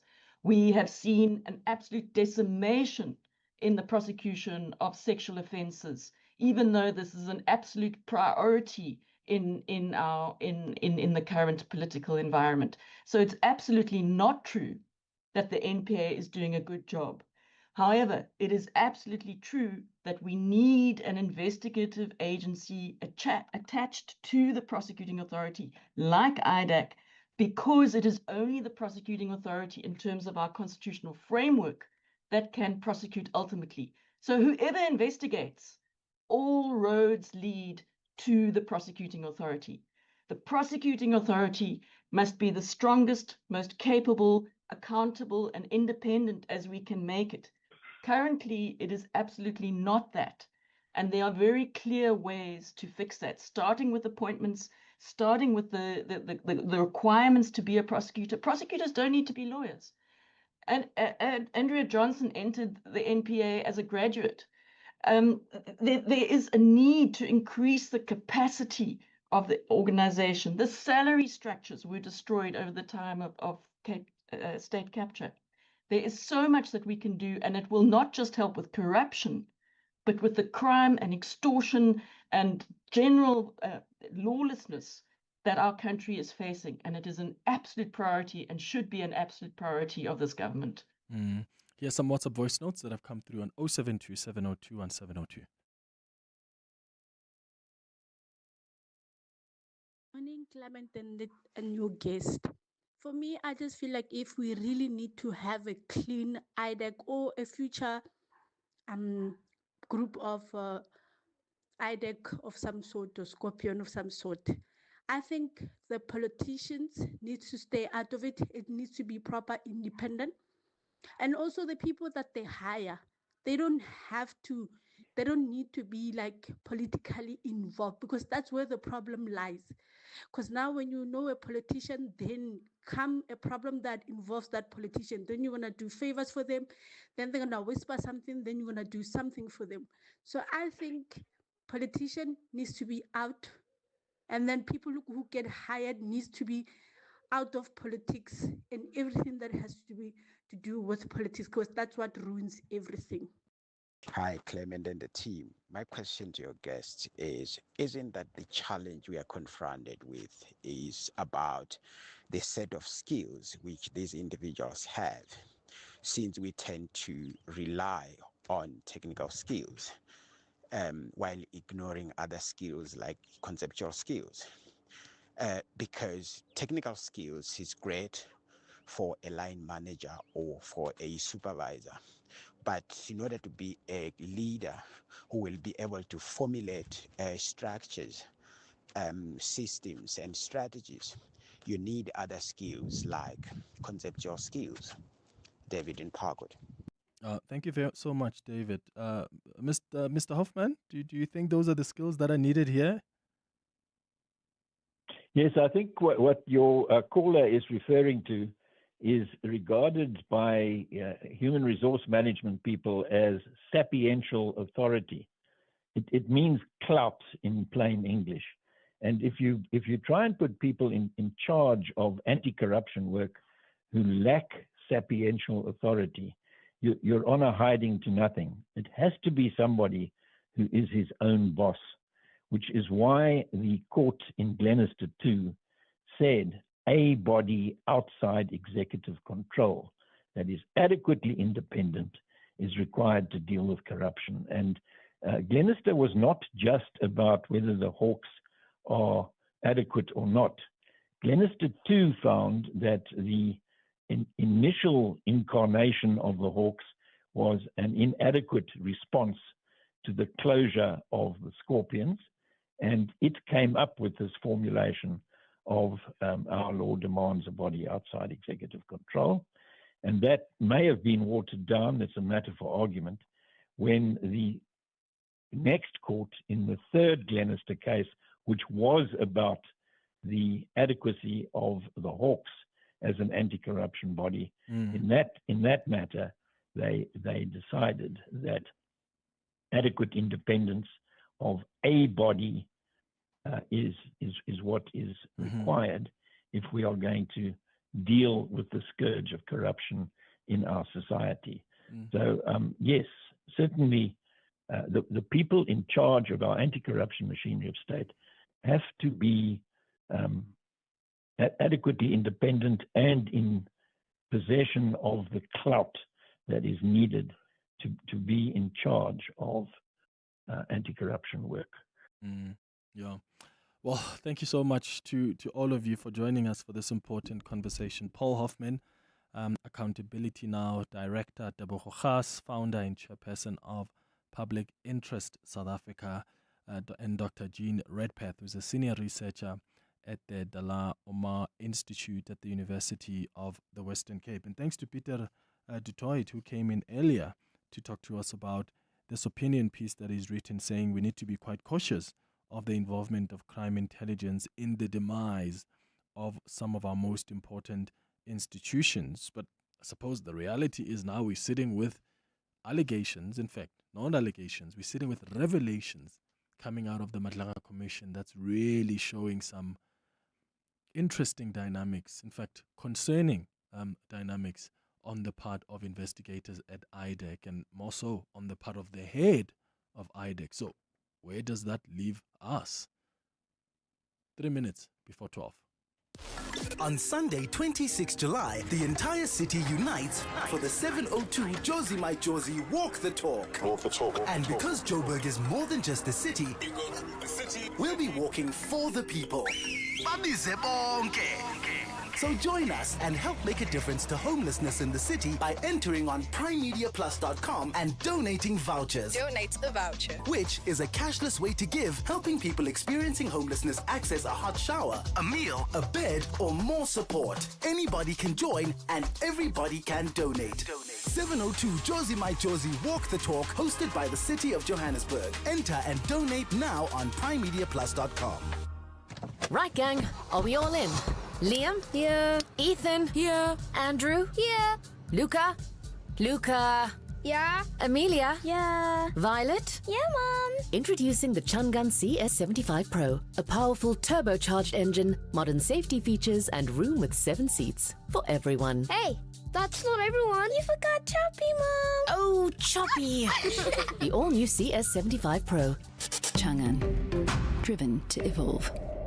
On Sunday, the 26th of July, Absa and Mazda are making your 702 Josie My Josie Walk the Talk truly iconic, with a chance to win a brand new Mazda 2 on the day. To enter, download, register and transact on the Absa banking app between the 26th of June and the 20th of July 2026. Josie, Absa sees you. Asambe. Absa is an authorized financial services and registered credit provider. Competition terms and conditions apply. Coming up on the Midday Report with Mandy Wiener. All right, so Mandy Wiener will be coming up in a moment to tell us what's coming up on the Midday Report, which is coming up just after the news. But our time here is done today. So thank you so much for listening to the Clement Manyathela Show. But coming up next is the Midday Report. Mandy, what do you have for us? Good morning.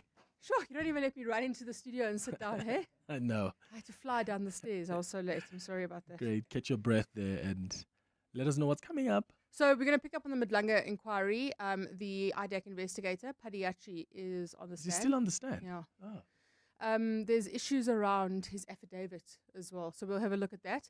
Judgment's been reserved in the Phala Phala matter.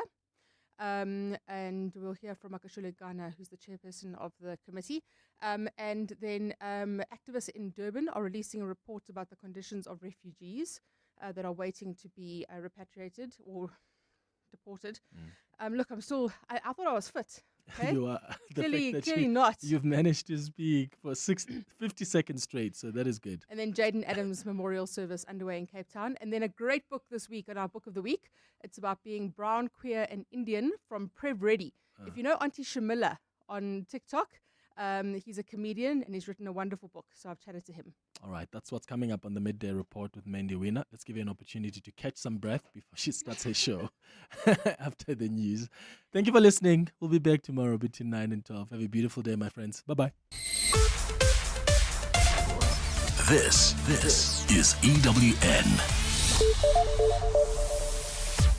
A very good afternoon. I'm Mogi Zikoko.